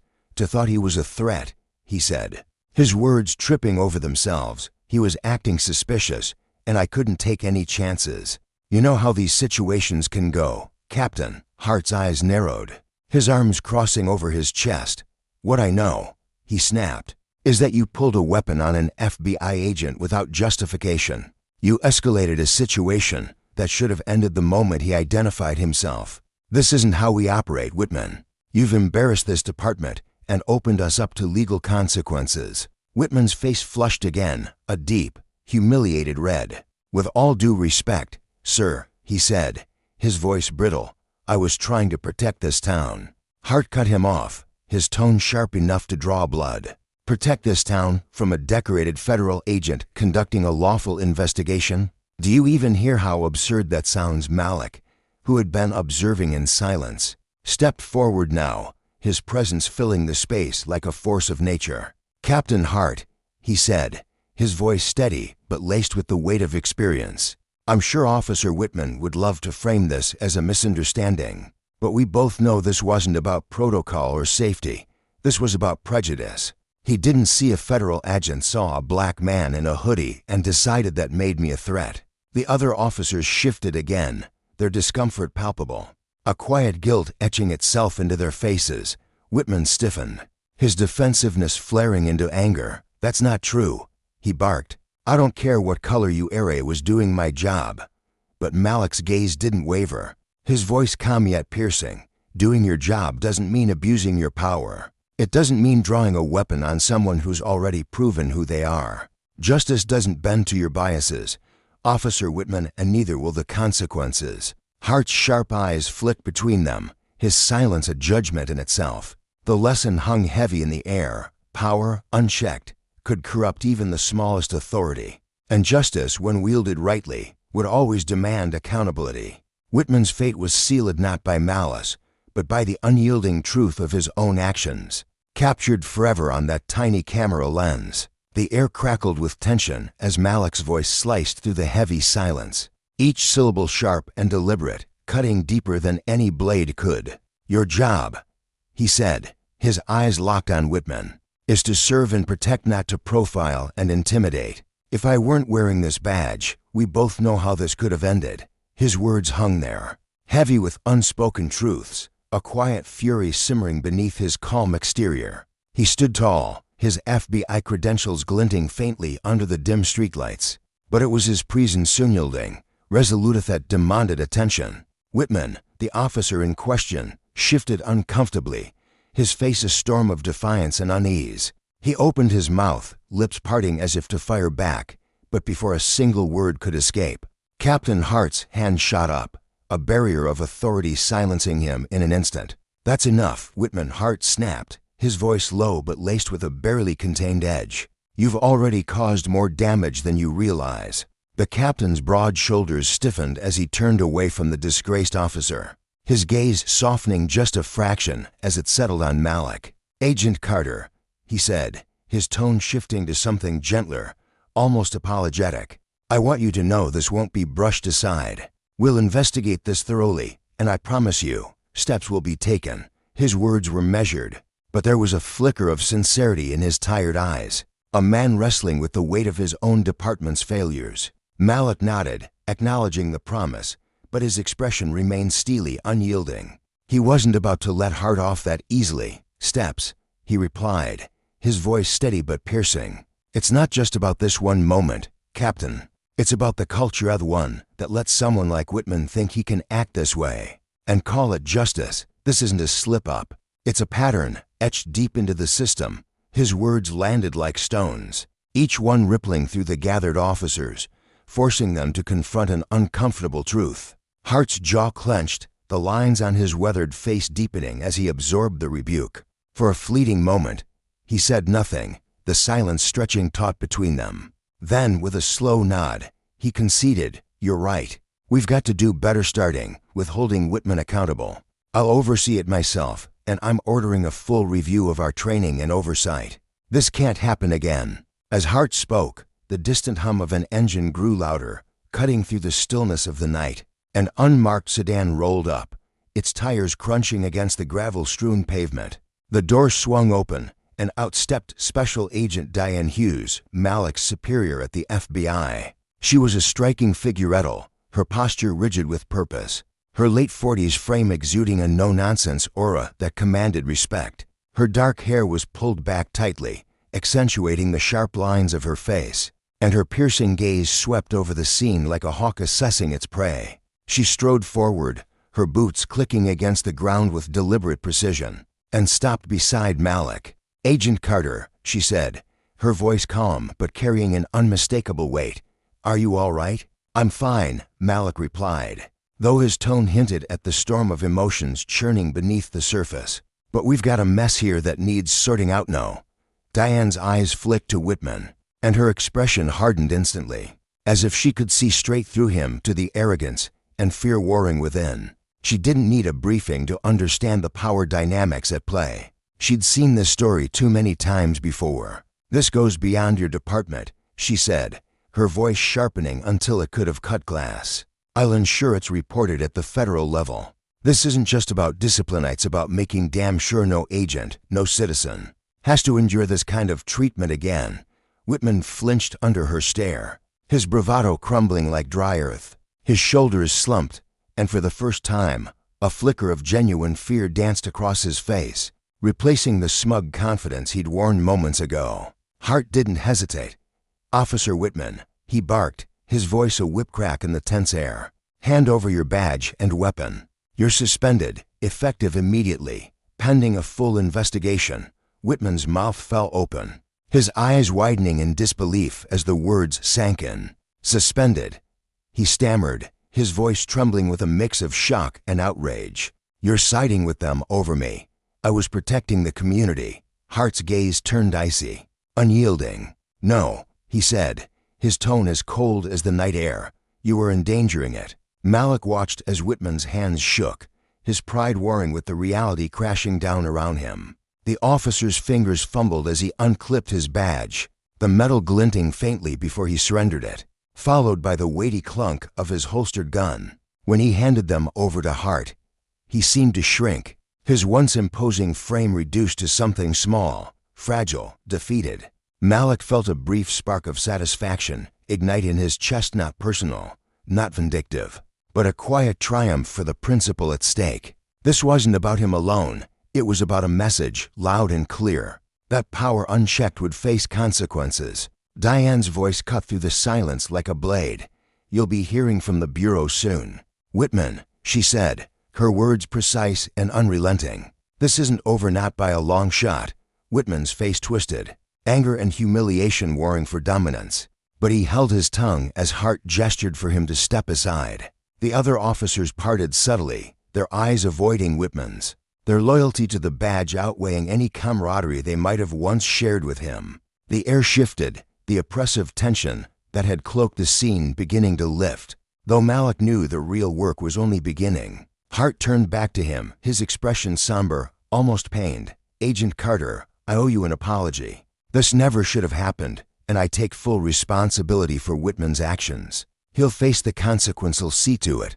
Malik's face remained impassive, but his voice carried the weight of years spent navigating a system that too often failed people like him. Apologies are a start, Captain, but they don't mend what's broken. Whitman didn't act alone as a product of something bigger, something that needs more than promises to fix. Hart shifted uncomfortably, but his nod was firm. Sincere, you're right. We've let things slide too long. I'm ordering a top-down review, training, protocols, implicit bias programs, stricter oversight, whatever it takes. Diane crossed her arms, her sharp eyes pinning Hart in place. Good, she said, her tone leaving no room for doubt. Because I'll be checking in personally to ensure those changes stick. The FBI doesn't let this kind of thing slide, and neither should you. Hart swallowed hard, nodding again, the gravity of her words sinking in. Understood. Off to the side, Whitman stood alone, a shadow of the man he'd been minutes before. His fellow officers kept their distance, their averted gazes a silent condemnation. Malik's body camera hummed quietly, capturing every second slump of Whitman's shoulders, the resolve in Hart's face, the unspoken promise of accountability. He knew this footage wasn't just evidence, it was a spark, one that could ignite a much-needed reckoning. Diane rested a hand on Malik's shoulder, pulling his focus back to her. We should head to the field office, she said, her voice softening slightly but still firm. We need to file a formal report. This isn't just about Whitman, it's about turning this into a catalyst for something bigger. Malik nodded, but there was one last thing he needed to do. Turning to the cluster of officers still lingering nearby, he raised his voice, steady and commanding. This isn't just about him, he said, gesturing toward Whitman. It's about all of you, every officer, every agent. The badge doesn't give us license to wield our biases like weapons.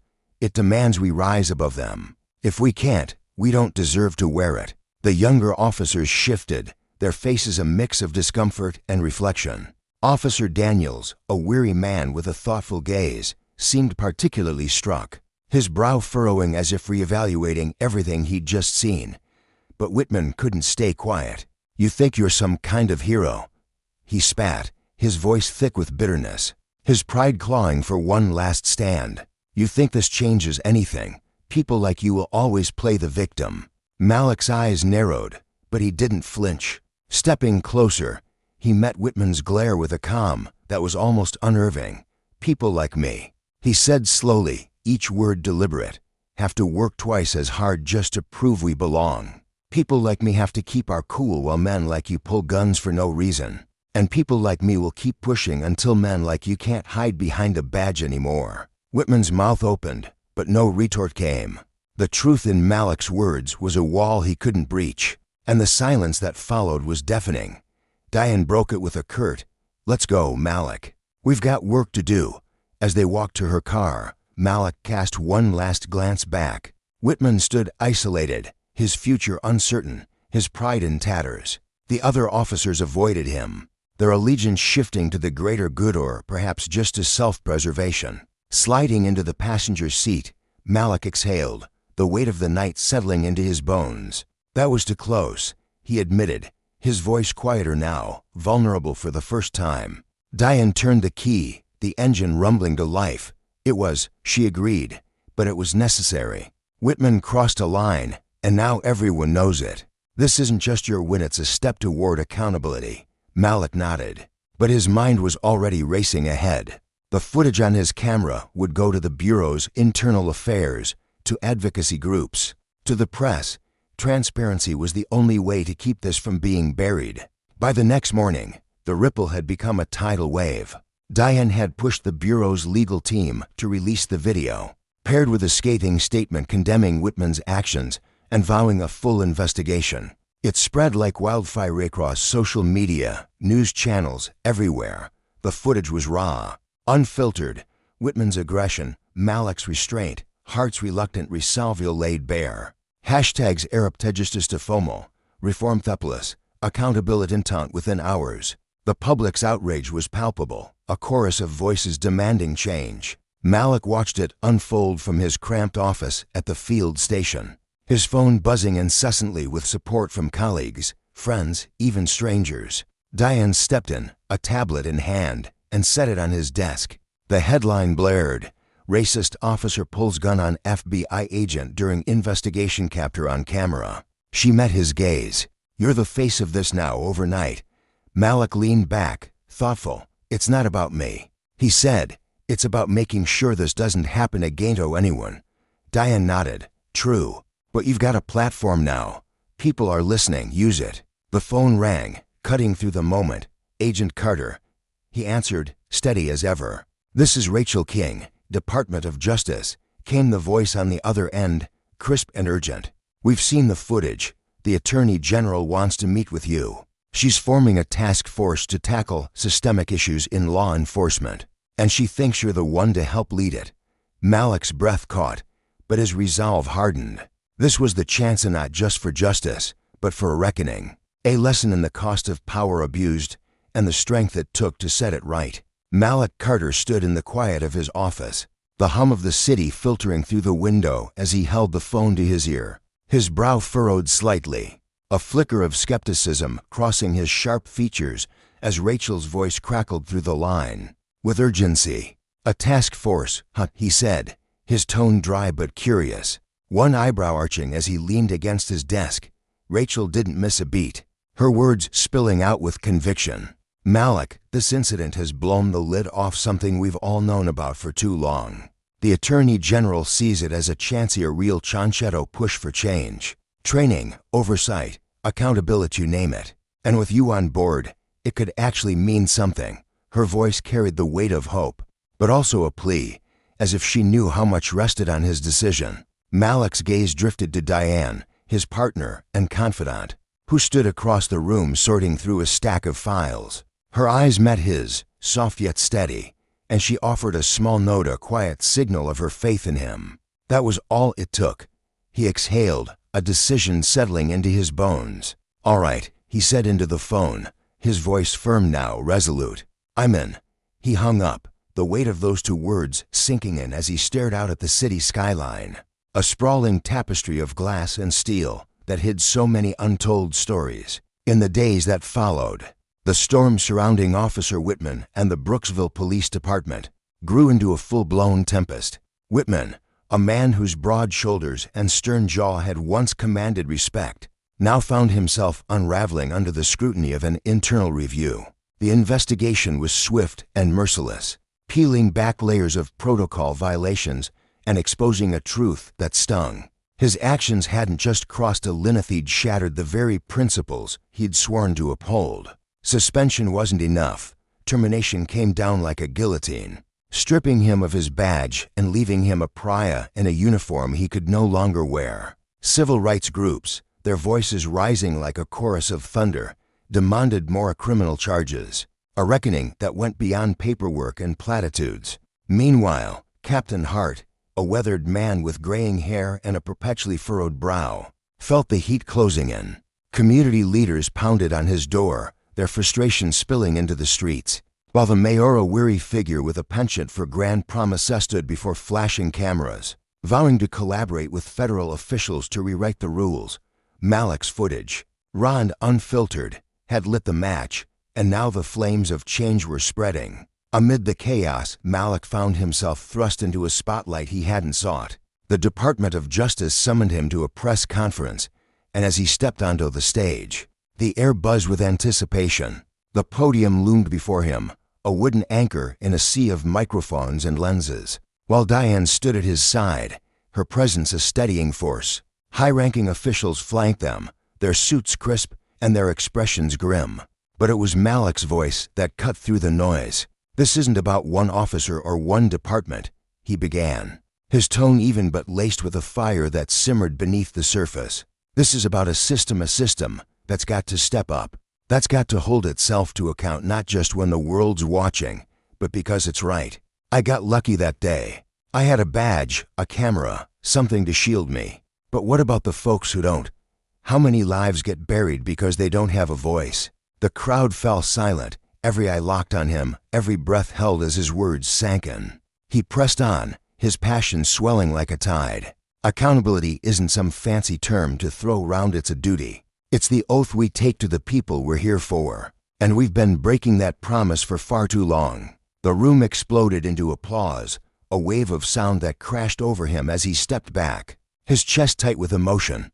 Diane's hand found his shoulder, her touch warm and grounding. "You're rewriting history," she whispered, her voice thick with pride as they moved off stage. Malik's heart raced, a whirlwind of relief and resolve churning inside him. He felt the weight of the momentum, pain of what had happened, the hope of what could be. The road ahead stretched out like an uncharted map, daunting, but brimming with possibility. Weeks bled into months, and the echoes of that day in Brooksville reverberated far beyond its borders. Whitman faced the music at last, charged with misconduct, unlawful use of a firearm, and trampling civil rights under the guise of authority. His court date turned the town into a circus. Protesters swarmed the courthouse steps, their signs held high like battle flags, emblazoned with cries of justice for all and accountability starts here, inside. Malik took the stand, his voice steady as he relived the incident frame by frame. The body camera footage played on a screen behind him, its grainy truth silencing the room. Whitman's defense a flimsy tapestry of excuse crumpled under the weight of evidence, and the jury didn't hesitate. Guilty. The gavel fell, and with it came a sentence that sent ripples through the ranks of law enforcement. Prison time. A rare and stark reminder that power unchecked could lead to ruin. It was justice, yes, but also a warning, a lesson carved in stone about the consequences of abusing the trust placed in those who wield authority. Meanwhile, Malik's work with the task force began to bloom.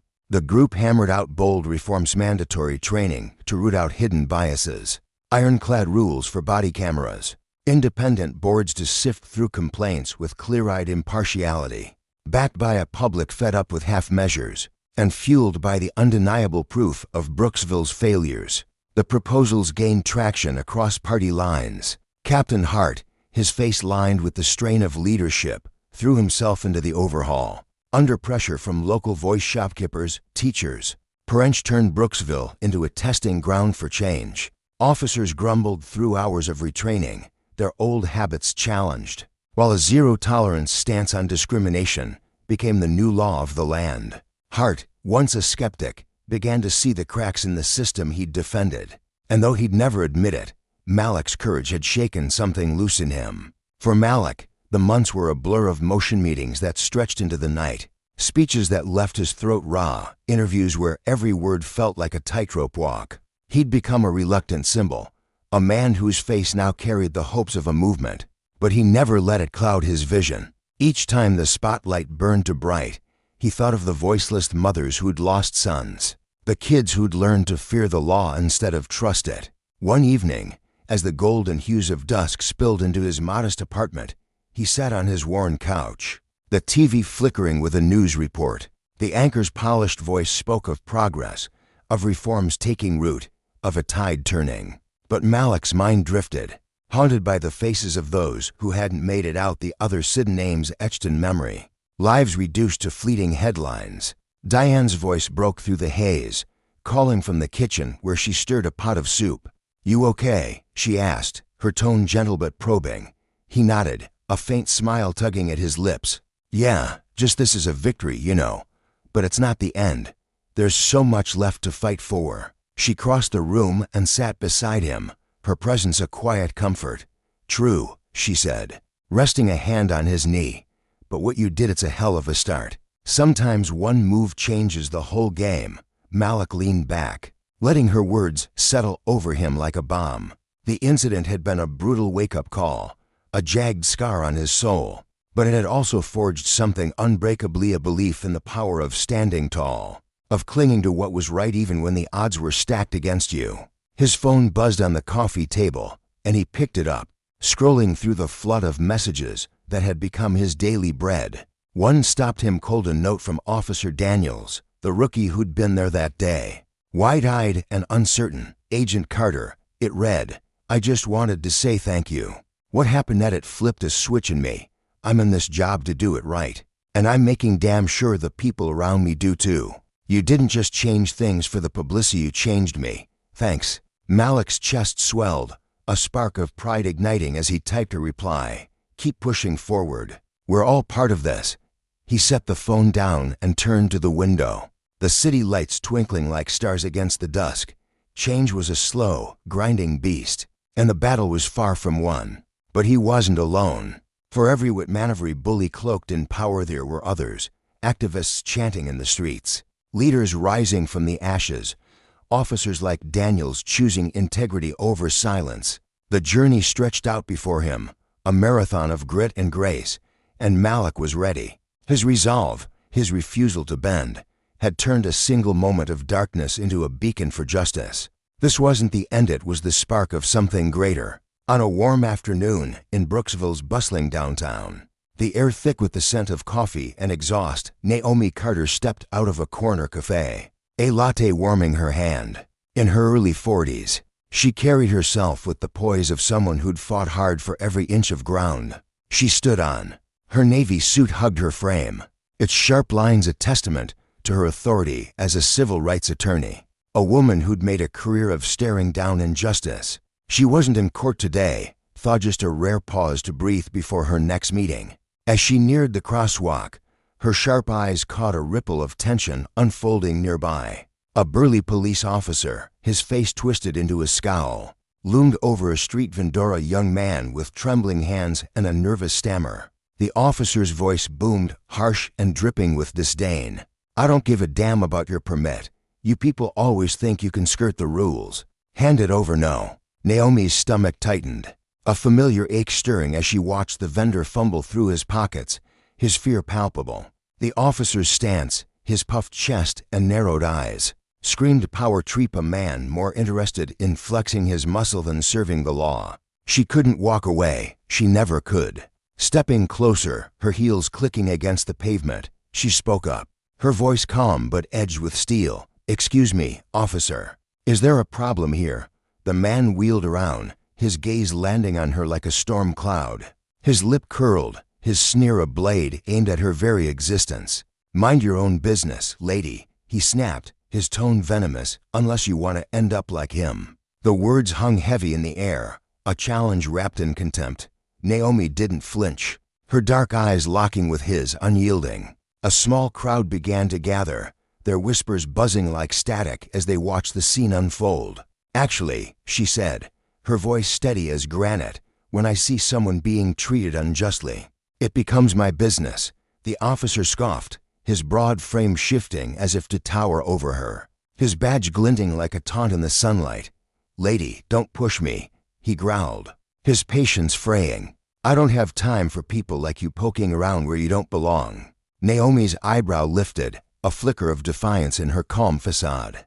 though her pulse quickened beneath it. "People like me," she echoed, her words deliberate, daring him to dig his hole deeper. The air crackled with tension, a confrontation brewing that would test the limits of power and the price of wielding it wrongly. In the bustling chaos of a sunlit afternoon, tension crackled like static electricity on a crowded city street. The air was thick with the hum of voices, the clatter of footsteps, and the faint aroma of roasted nuts from a nearby vendor's cart. Naomi stood poised, her chin lifted, her dark eyes steady as she faced the uniformed figure looming before her. The officer's words had been sharp, laced with a subtle venom that sliced through the ordinary chatter around them. It wasn't just what he said, something about her tone, her presence, or maybe the way she didn't fit his narrow idea of who belonged here, but how he said it. A jab meant to provoke, to belittle. Inside him, something snapped. His cheeks flared a furious crimson, as though her calm defiance had lit a match beneath his pride. With a slow, deliberate step, he closed the distance between them, his boots thudding against the pavement like a drumbeat of warning. Naomi didn't flinch. She stood rooted, her shoulders squared, her dignity an unshakable fortress. Her heart thudded in her chest, but her face betrayed none of the storm swirling within anger. Yes, but also a steely resolve forged through years of facing down smaller injustices. "You think you're smart, huh?" he hissed, his voice a low growl dripping with disdain. His breath was hot, his eyes narrowed into slits as he towered over her, trying to reclaim the power he felt slipping. "You think you can just stroll in here and tell me how to do my job?"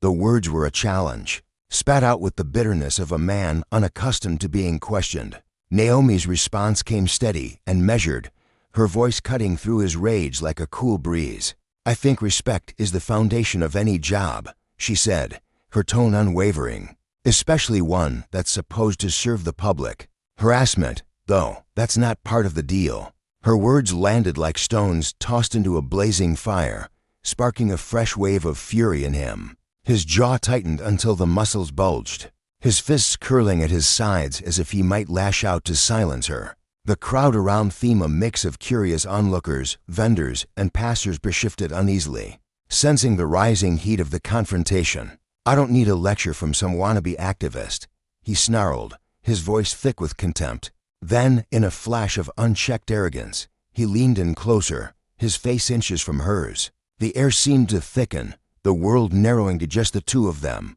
And then, without warning, it happened. At his spat, a wet, degrading glob landed squarely on Naomi's cheek, sliding down her skin in a slow, humiliating trail. A gasp rippled through the crowd, sharp and collective, as if the act had punched the breath from their lungs.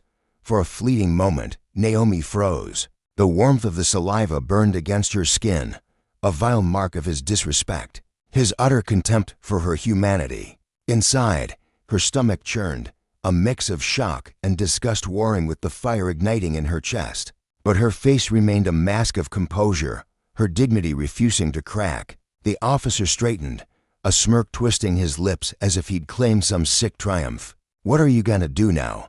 he taunted, his voice slicing through the stunned silence like a blade. He stood there, chest puffed out, daring her to break. The crowd murmured, a low buzz of disbelief and outrage. Some fumbled for their phones, fingers trembling as they hit record, capturing the scene unfolding under the harsh midday sun. A lesser soul might have buckled, might have let the weight of such a public violation crush them into retreat.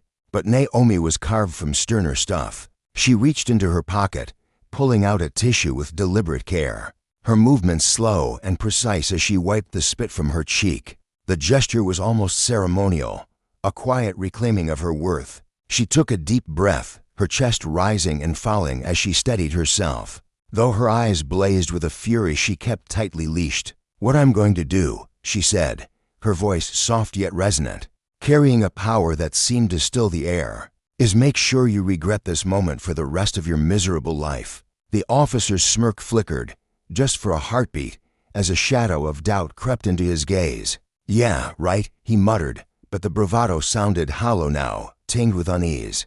Naomi stood taller, her tissue crumpled in her hand, her calm precision cutting deeper than any shout could have. The crowd's murmurs swelled, their phones trained on the scene like a dozen unblinking eyes. You have no idea what you've just done, she continued, her words steady. Not a threat, but a vow etched in stone. The promise hung heavy, a reckoning looming on the horizon. The officer's confidence wavered. He glanced around, suddenly aware of the growing sea of faces, dozens now, pressing closer, their whispers turning to a rumble. He'd miscalculated, and the realization gnawed at him, though his pride wouldn't let him yield. "Oh, I know exactly what I've done," he shot back, his voice cracking at the edges. "And you should walk away before I arrest you for obstruction."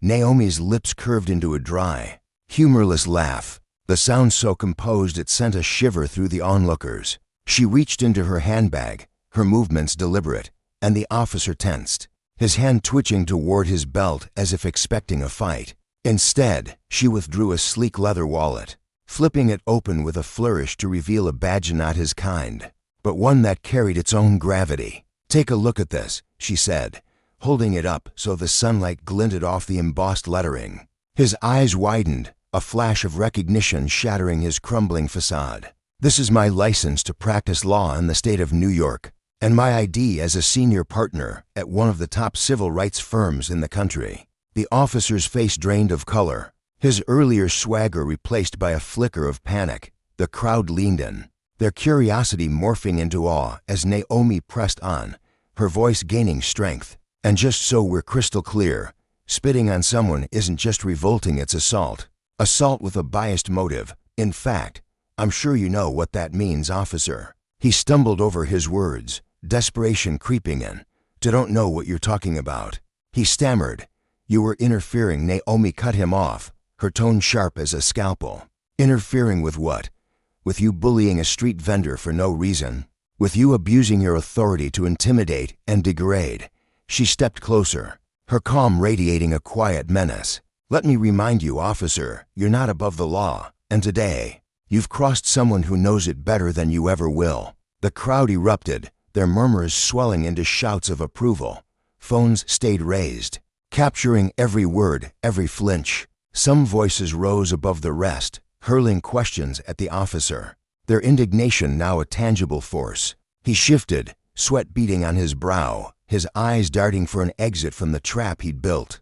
Naomi's presence loomed larger with every passing second, her composure a stark contrast to his unraveling. "You might think that badge shields you," she said, her words deliberate, slicing through the noise.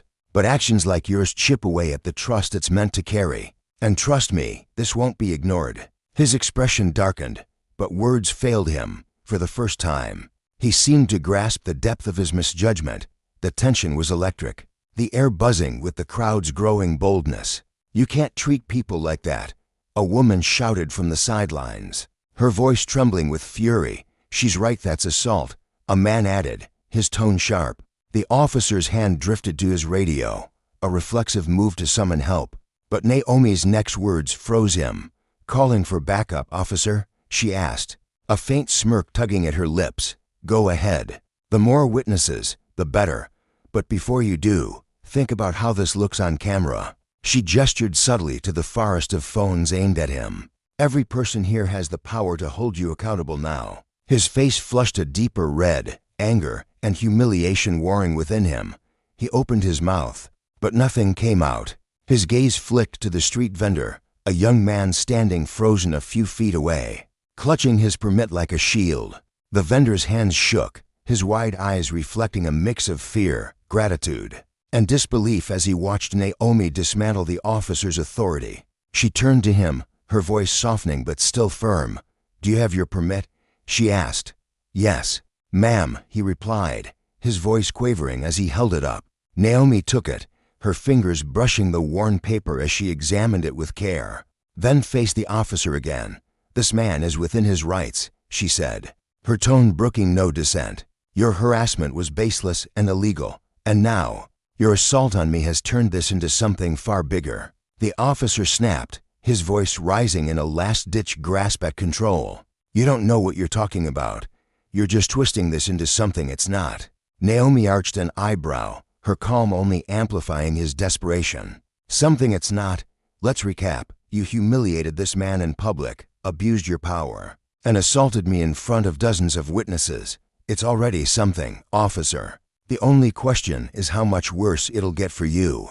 The crowd's support surged, some stepping forward, their voices demanding an apology. The power had shifted entirely. His authority lay in tatters. Undone by his own actions and Naomi's unyielding strength, a woman in the crowd spoke up, her voice clear and steady. "I recorded everything," she announced, holding her phone aloft. "If she needs evidence, I've got it." A man chimed in, "Me too. This is hitting social media right now." The officer's face glistened with sweat, the weight of their judgment pressing down on him. Naomi took one final step forward, her voice low but resonant. "You thought you could degrade me, silence me with that badge, but you've underestimated me. Officer, you've underestimated all of us." He stood rigid, his jaw clenched as if clinging to the last threads of control, but it was futile. The crowd had transformed, no longer mere bystanders. They were witnesses, allies. A force of reckoning. Their outrage grew louder, a chorus of voices echoing Naomi's stand. The vendor, bolstered by her courage, found his own. "I didn't do anything wrong," he said, his voice shaking but firm.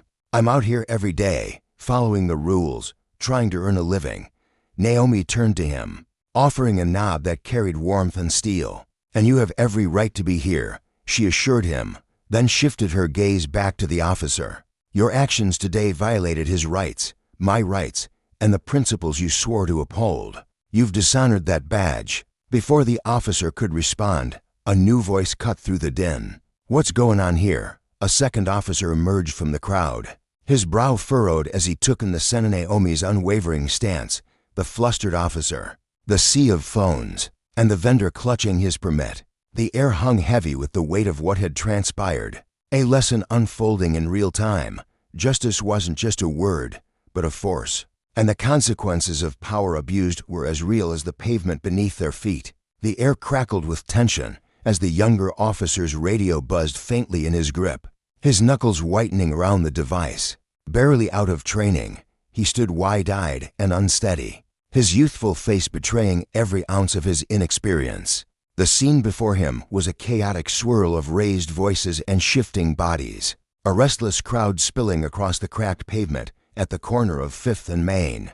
His gaze flickered nervously first to the throng of onlookers clutching their phones, then to Naomi Carter, who stood like an unshakable pillar amidst the storm, and finally to his senior colleague, Officer Reynolds, whose rattled demeanor hinted at a man teetering on the edge of control. The younger officer's chest tightened.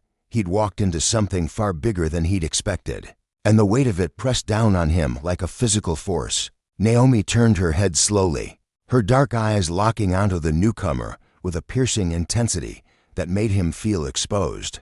Her face remained a mask of composure, unreadable yet radiating a quiet, unyielding strength. "Perfect timing," she said, her voice smooth and cool as polished steel, cutting through the clamor with effortless precision. "I assume you're here to back up your partner. You might want to begin by addressing the assault he just committed against me." Her words hung in the air, deliberate and heavy, each syllable a challenge that dared contradiction. The younger officer blinked, his breath catching in his throat. "Assault," he echoed, the word tumbling out clumsily as his eyes darted to Reynolds for some kind of anchor, some explanation to steady his spiraling thoughts. But Reynolds bristled, his shoulders squaring as if preparing for a fight. "It's not what it looks like," he snapped, his voice rough with defensiveness, his weathered face flushing red. "She's blowing this way out of proportion, she's twisting everything." His words were sharp, but there was a tremor beneath them, a crack in his bravado that betrayed his unease. Naomi's head tilted slightly, her lips pressing into a thin line as she raised an eyebrow. "Am I?" she countered, her tone sharpening like a blade drawn from its sheath. She swept a hand toward the crowd, her gesture broad and commanding, drawing every eye to the sea of faces and flashing phone screens. "There are at least 20 witnesses here, and more recordings than you can count. They'll paint a picture that's worlds apart from your little story. Care to hear it?" Her question was a trap, baited with the certainty of a woman who knew she held the upper hand. The younger officer shifted his weight, his boots scuffing against the pavement as discomfort gnawed at him. He felt like a pawn caught between to force Naomi's unflinching resolve. and Reynolds' stubborn defiance seemed the board was tilting fast. Reynolds, though, refused to yield.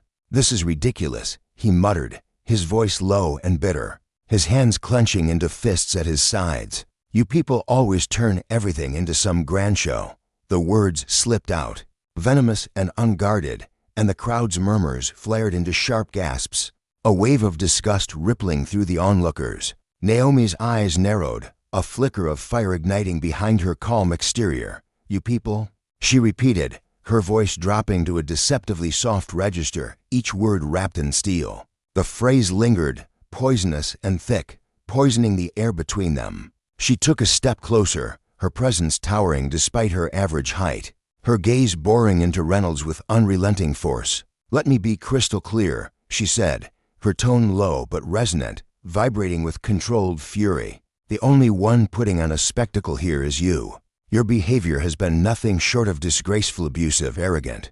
And now you're doubling down on your bigotry instead of facing the mess you've made." The younger officer's stomach churned as he watched the exchange unfold. He could see it now. Reynolds was sinking, each word digging him deeper into a pit of his own making. The man's face twitched, his earlier confidence eroding under Naomi's onslaught.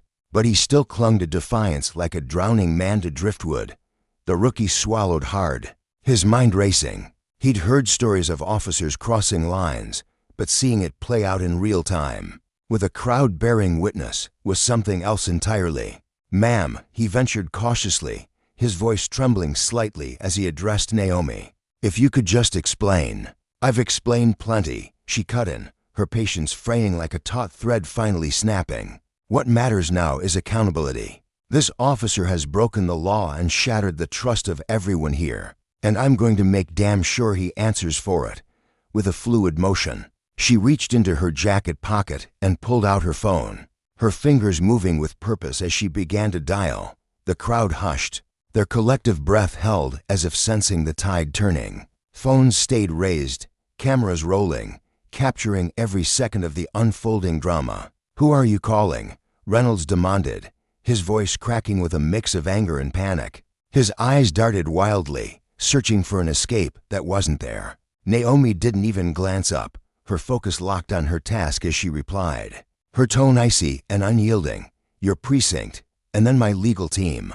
"This is going straight to the top." Reynolds' face drained of color, turning a sickly shade of gray as the reality crashed over him. He shot a desperate look at his younger colleague, silently pleading for support. But the rookie stepped back, his hands raised slightly as if to distance himself from the wreckage. He wasn't about to tie himself to a sinking ship. Naomi pressed the phone to her ear, her posture straight and commanding, exuding an authority that seemed to fill the space around her. Reynolds stood frozen, his chest heaving as his mind scrambled for a foothold. The crowd watched in rapt silence, their devices still recording, immortalizing his unraveling. "Hello, this is Naomi Carter," she began, her voice crisp and professional, slicing through the tension like a scalpel. "I need to report an incident of misconduct and assault by one of your officers. I'm at the corner of 5th and Main, and I expect someone here immediately." A low buzz of murmurs rippled through the onlookers, anticipation crackling in the air. Naomi continued, her words measured and exact. "Yes, I'll be filing formal charges. I'll also need to speak with internal affairs. This is serious, and I trust your department will handle it accordingly." Reynolds' bravado crumbled entirely, his shoulders slumping as he shifted uncomfortably, his eyes flicking to the growing crowd and the rookie, who stood awkwardly at the edge of the scene, scribbling notes as if trying to make himself useful. "Look," Reynolds said, his tone veering toward a plea.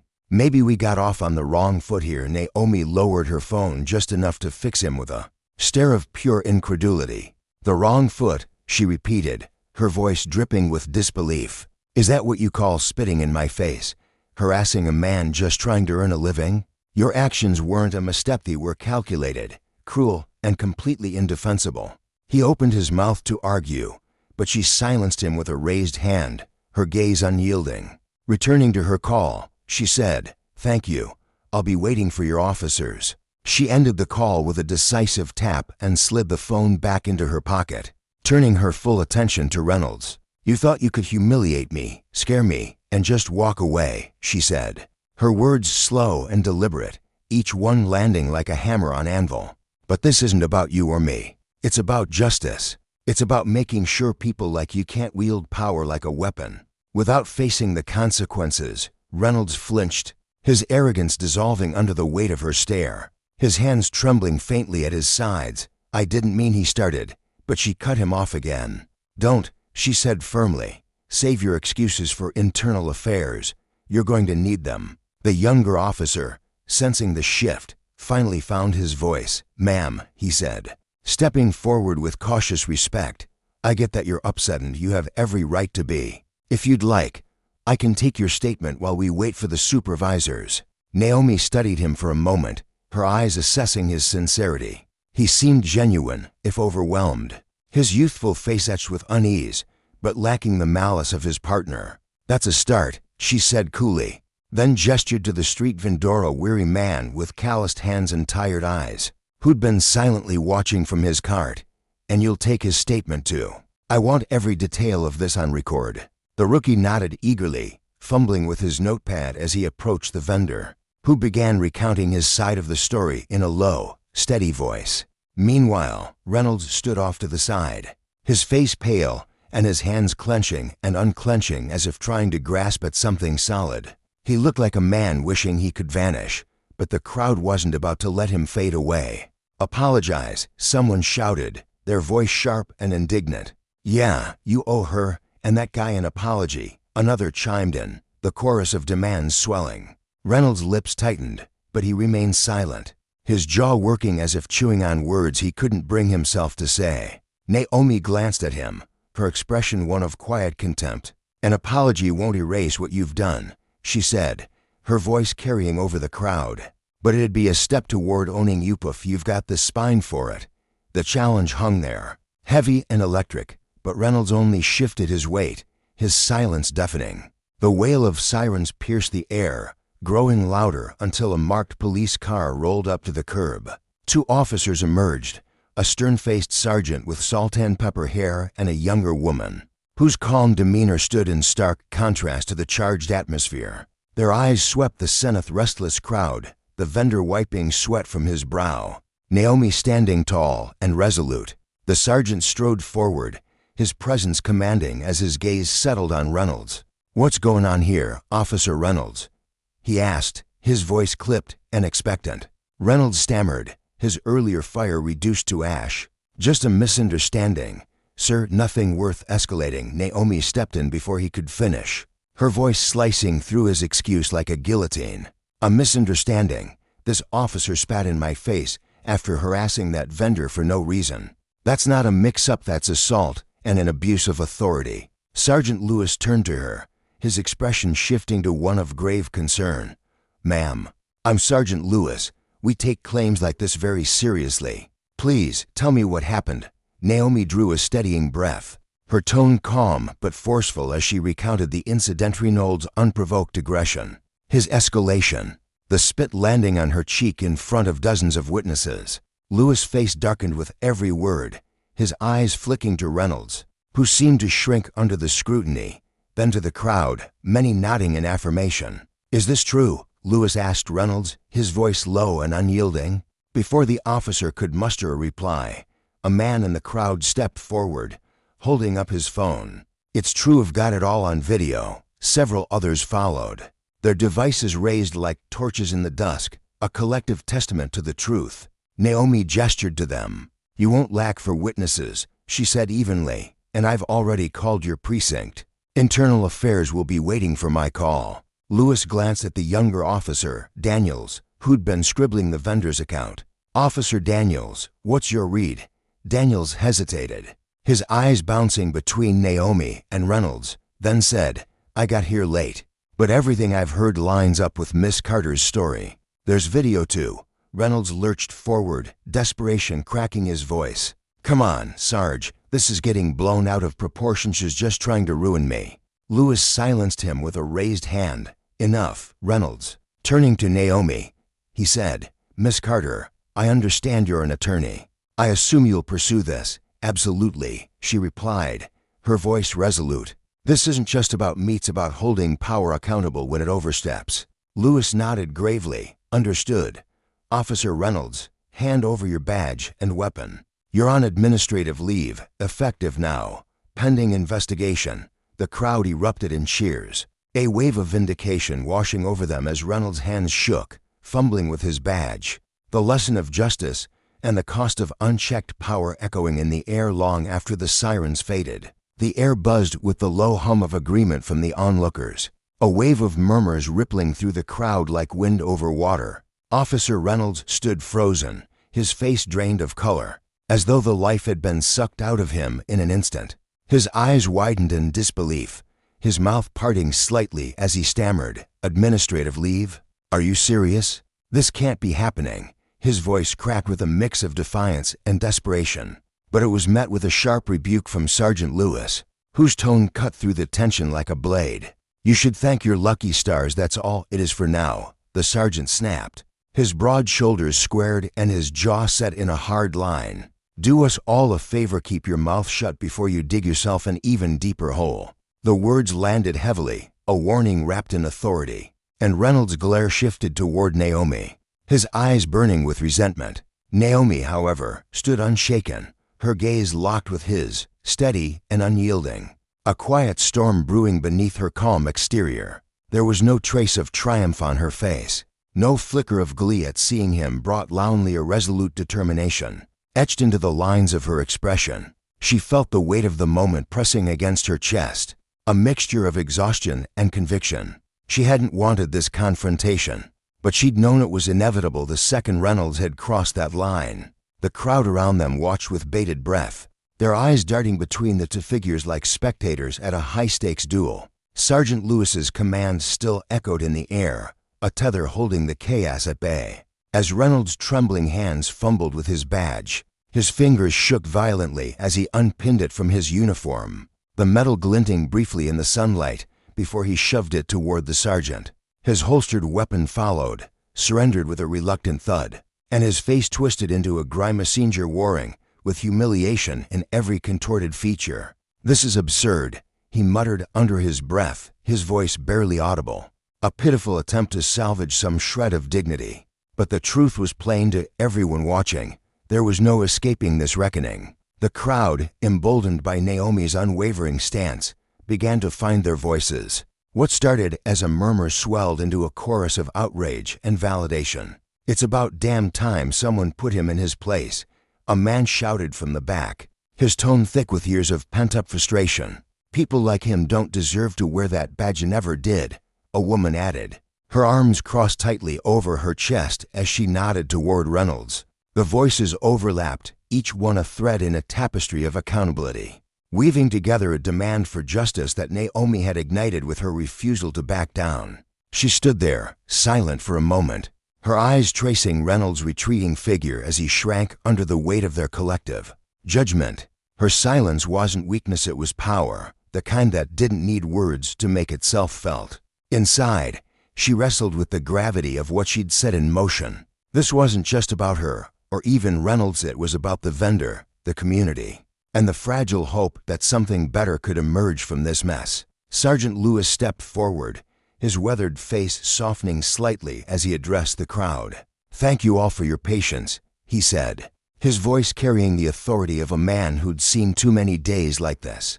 "We'll take it from here internally. If anyone has evidence, statements, videos, anything, bring it to the precinct. We're listening." Then he turned to Naomi, his tone shifting to something gentler, almost respectful. "Miss Carter, you've done something remarkable here, standing up for yourself and what's right. This community owes you a thorough investigation, and you'll get it." Naomi met his gaze, her posture as steady as ever, though her heart thudded in her chest. She wasn't naive. She knew promises like this could dissolve into empty air if no one held them accountable. "Sergeant Lewis," she replied, her voice firm yet measured, "I'll hold you to that. The community's watching, and I am too." For a fleeting second, Lewis hesitated, his eyes flickering with something unspoken, perhaps doubt, perhaps recognition, before he nodded. "I wouldn't expect anything less from you," he said, a faint trace of admiration in his tone. Nearby, a younger officer, Daniels, approached Naomi with a notepad in hand, his expression earnest. "I've got statements from half a dozen witnesses already," he said, tapping the paper with his pen. "They're all going in the report. Anything else you want us to do?" Naomi's eyes narrowed slightly as she considered the question, her mind racing through the implications of what had just unfolded. "Yes," she said, her voice steady as steel. "Make sure that vendor over there," she gestured toward the man standing quietly by his cart. "His permit still gripped tightly in his hands, is treated with the respect he's due. No harassment, no intimidation, nothing. He's just trying to do his job." Daniels nodded quickly, scribbling a note. "Got it, ma'am. I'll make it clear." Naomi turned to the vendor then, her steps deliberate as she crossed the dusty pavement toward him. His eyes were wide, glistening with unshed tears, and his knuckles whitened around the crumpled permit as though it were his last lifeline. She could see the fear etched into his weathered face, the exhaustion of a man who'd spent too long feeling invisible. "You've done nothing wrong," she told him, her voice softening but carrying an unshakable certainty. "Don't let anyone convince you otherwise. If anyone bothers you again, if they so much as look at you wrong, you call me." She reached into her pocket, pulling out a simple business card, and pressed it into his trembling hand. "You're not alone in this." The vendor's breath hitched, his voice thick with emotion as he murmured, "Thank you, Mum. I didn't think anyone would care enough to stand up for me." His gratitude hung in the air. Ron unguarded, and Naomi offered him a small, reassuring smile. "It's not just about you," she said gently. "It's about what's right. Don't let this break you." The crowd, moved by the quiet exchange, erupted into applause. It started as a few scattered claps, then grew into a thunderous wave, a collective roar of approval that washed over the street. It wasn't just for Naomi's courage, it was for her clarity, her refusal to let injustice fester in the shadows. She felt the sound reverberate through her, a reminder of the stakes at play. But her focus remained on the vendor, on the promise she'd just made. Meanwhile, off to the side, Reynolds stood like a man unmoored, his jaw clenched so tight it seemed his teeth might shatter. His uniform, once a symbol of authority, now hung on him like a hollow shell. For the first time, he seemed to grasp the depth of his fall, not just the spit he'd hurled in a moment of arrogance, but the years of unchecked power he'd wielded like a club, the disrespect he'd sown without a second thought. His eyes darted toward Naomi, a flicker of rage still smoldering, but it was dimming, overshadowed by the realization that his reign was over. Sergeant Lewis approached Naomi again, breaking her reverie. "Miss Carter," he said, his voice low but firm, "Internal Affairs will be in touch soon. If there's anything else we can do in the meantime, you let me know." Naomi's gaze swept over Reynolds one last time, a cold assessment, before returning to Lewis. "What you can do," she said, her words deliberate, "is make sure this doesn't get buried. Not for him, not for anyone. Change doesn't come from brushing things aside, it comes from owning up to them." Lewis nodded, his expression solemn, almost burdened. "You have my word," he said, and though Naomi wanted to believe him, she knew words alone wouldn't be enough. As Reynolds was stripped of his badge and weapon, the scene began to settle, but the energy in the air had shifted irrevocably. What had begun as a single act of disrespect, an officer spitting on a vendor in broad daylight, had spiraled into something far greater, a public demand for justice. Sparked by Naomi's refusal to look away, the crowd didn't scatter as the tension eased. Instead, they lingered, their voices buzzing with a newfound fervor. Some pulled out their phones, recording the aftermath, while others huddled in small groups, dissecting what they'd witnessed. Naomi turned to face them, her presence commanding even in its stillness. "This isn't just about today," she said, her voice slicing through the chatter, resonant and clear. "This is about a culture that lets people like him think they can do whatever they want, no questions, no consequences, no shame." The crowd hushed, hanging on her every word, and even Lewis and Daniels paused, their faces etched with a mix of respect and unease. "We can't stop at this one moment," she went on, her tone rising with conviction. "Yes, Officer Reynolds needs to face the music, but this isn't just about one rotten apple. It's about a system that's got to step up for every single one of us." A woman near the front broke the silence, her voice trembling with a fury born of lived experience. "What can we do? They always get away with it, no matter what." Naomi's eyes softened with understanding, but her resolve didn't waver.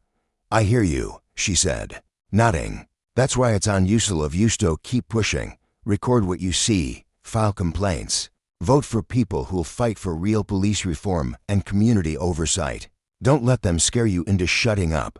Her words sparked a ripple of applause, tentative at first, then building into a unified swell that echoed off the buildings lining the street. The vendor, bolstered by the support surrounding him, took a hesitant step forward.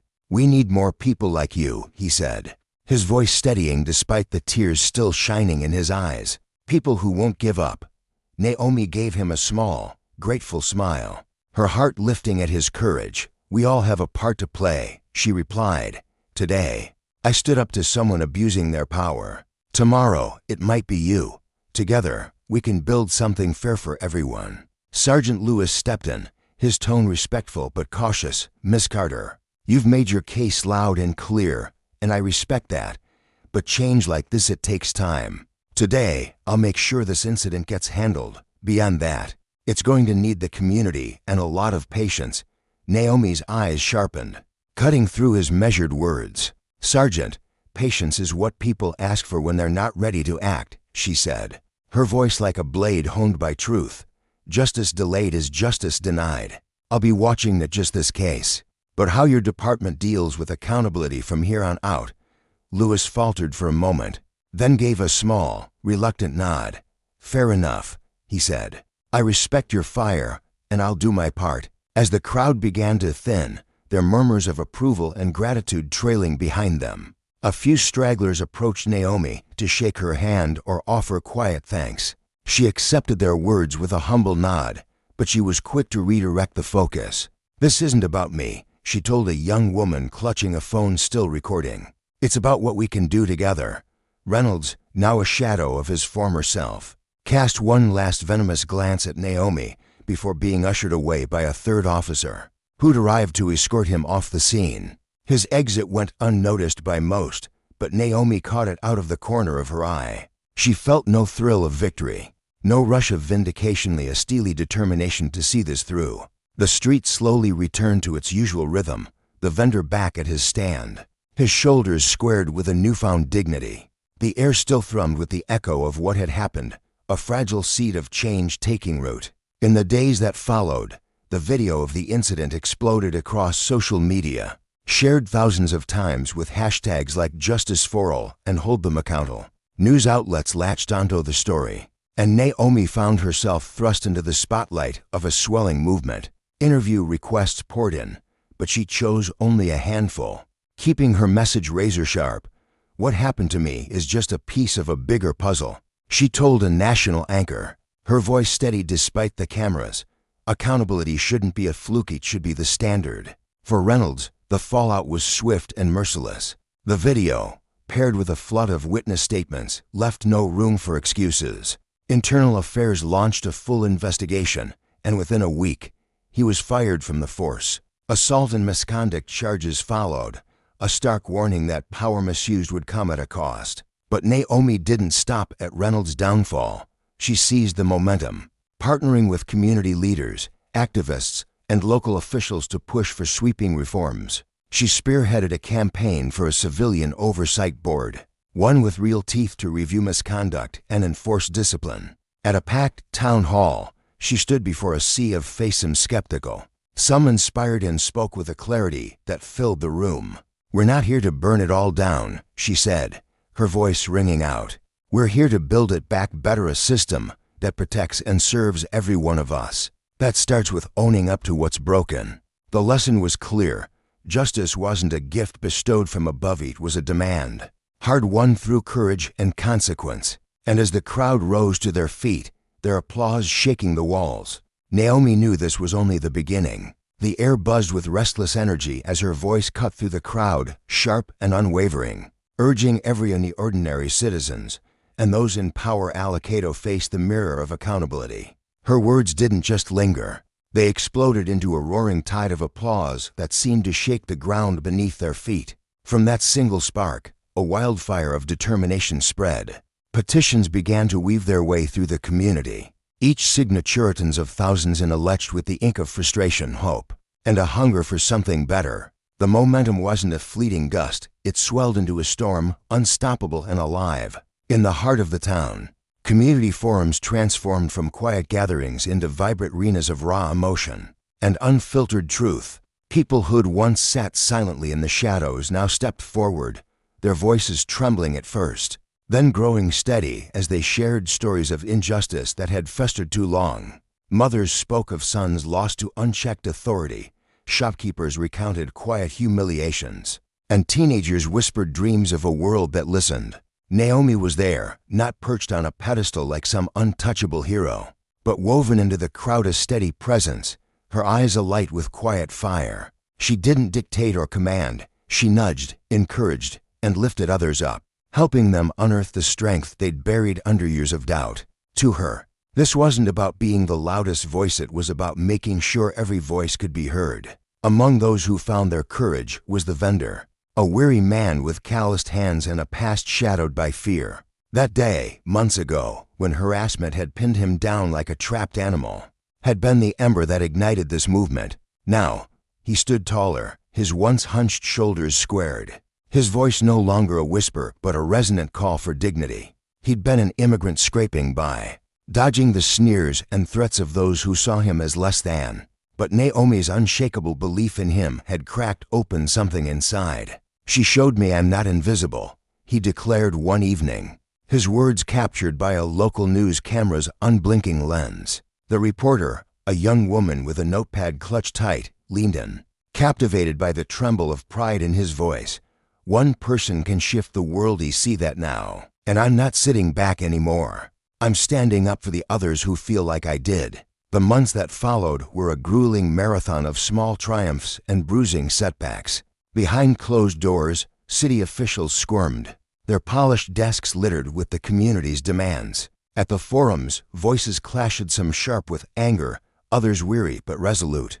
Naomi moved through it all with a quiet tenacity, her brow often furrowed in thought, her hands scribbling notes late into the night. She wasn't naive. She knew change didn't come clean or easy. But when the Civilian Oversight Board was finally signed into existence, the air in the room thickened with a mix of disbelief and fragile joy. It wasn't a golden fix, flaws lingered in its framework, and skeptics muttered from the sidelines, but it was a foothold, a hard-won marker of what unity could carve out of chaos. For the community, it stood as a living testament. When people locked arms and refused to bow, the ground beneath the powerful could tremble. One crisp afternoon, Naomi wandered back to the downtown street where it had all begun. The familiar clatter of the market filled the air, vendors haggling, children darting between stalls, the scent of grilled meat mingling with the tang of fresh fruit. She paused at the vendor's stand, its weathered wooden frame now a quiet symbol of resilience. He was there, arranging his wares with a steady rhythm, his face no longer creased with the wariness she'd first seen. When he glanced up and caught her eye, a wide, unguarded smile broke across his features, lighting up the lines etched by years of struggle. "Thank you again," he said, his voice soft but firm, carrying the weight of a gratitude too deep for flourish. Naomi tilted her head, her own smile warm and unassuming, the kind that put people at ease. "You don't need to thank me," she replied, her tone gentle but insistent.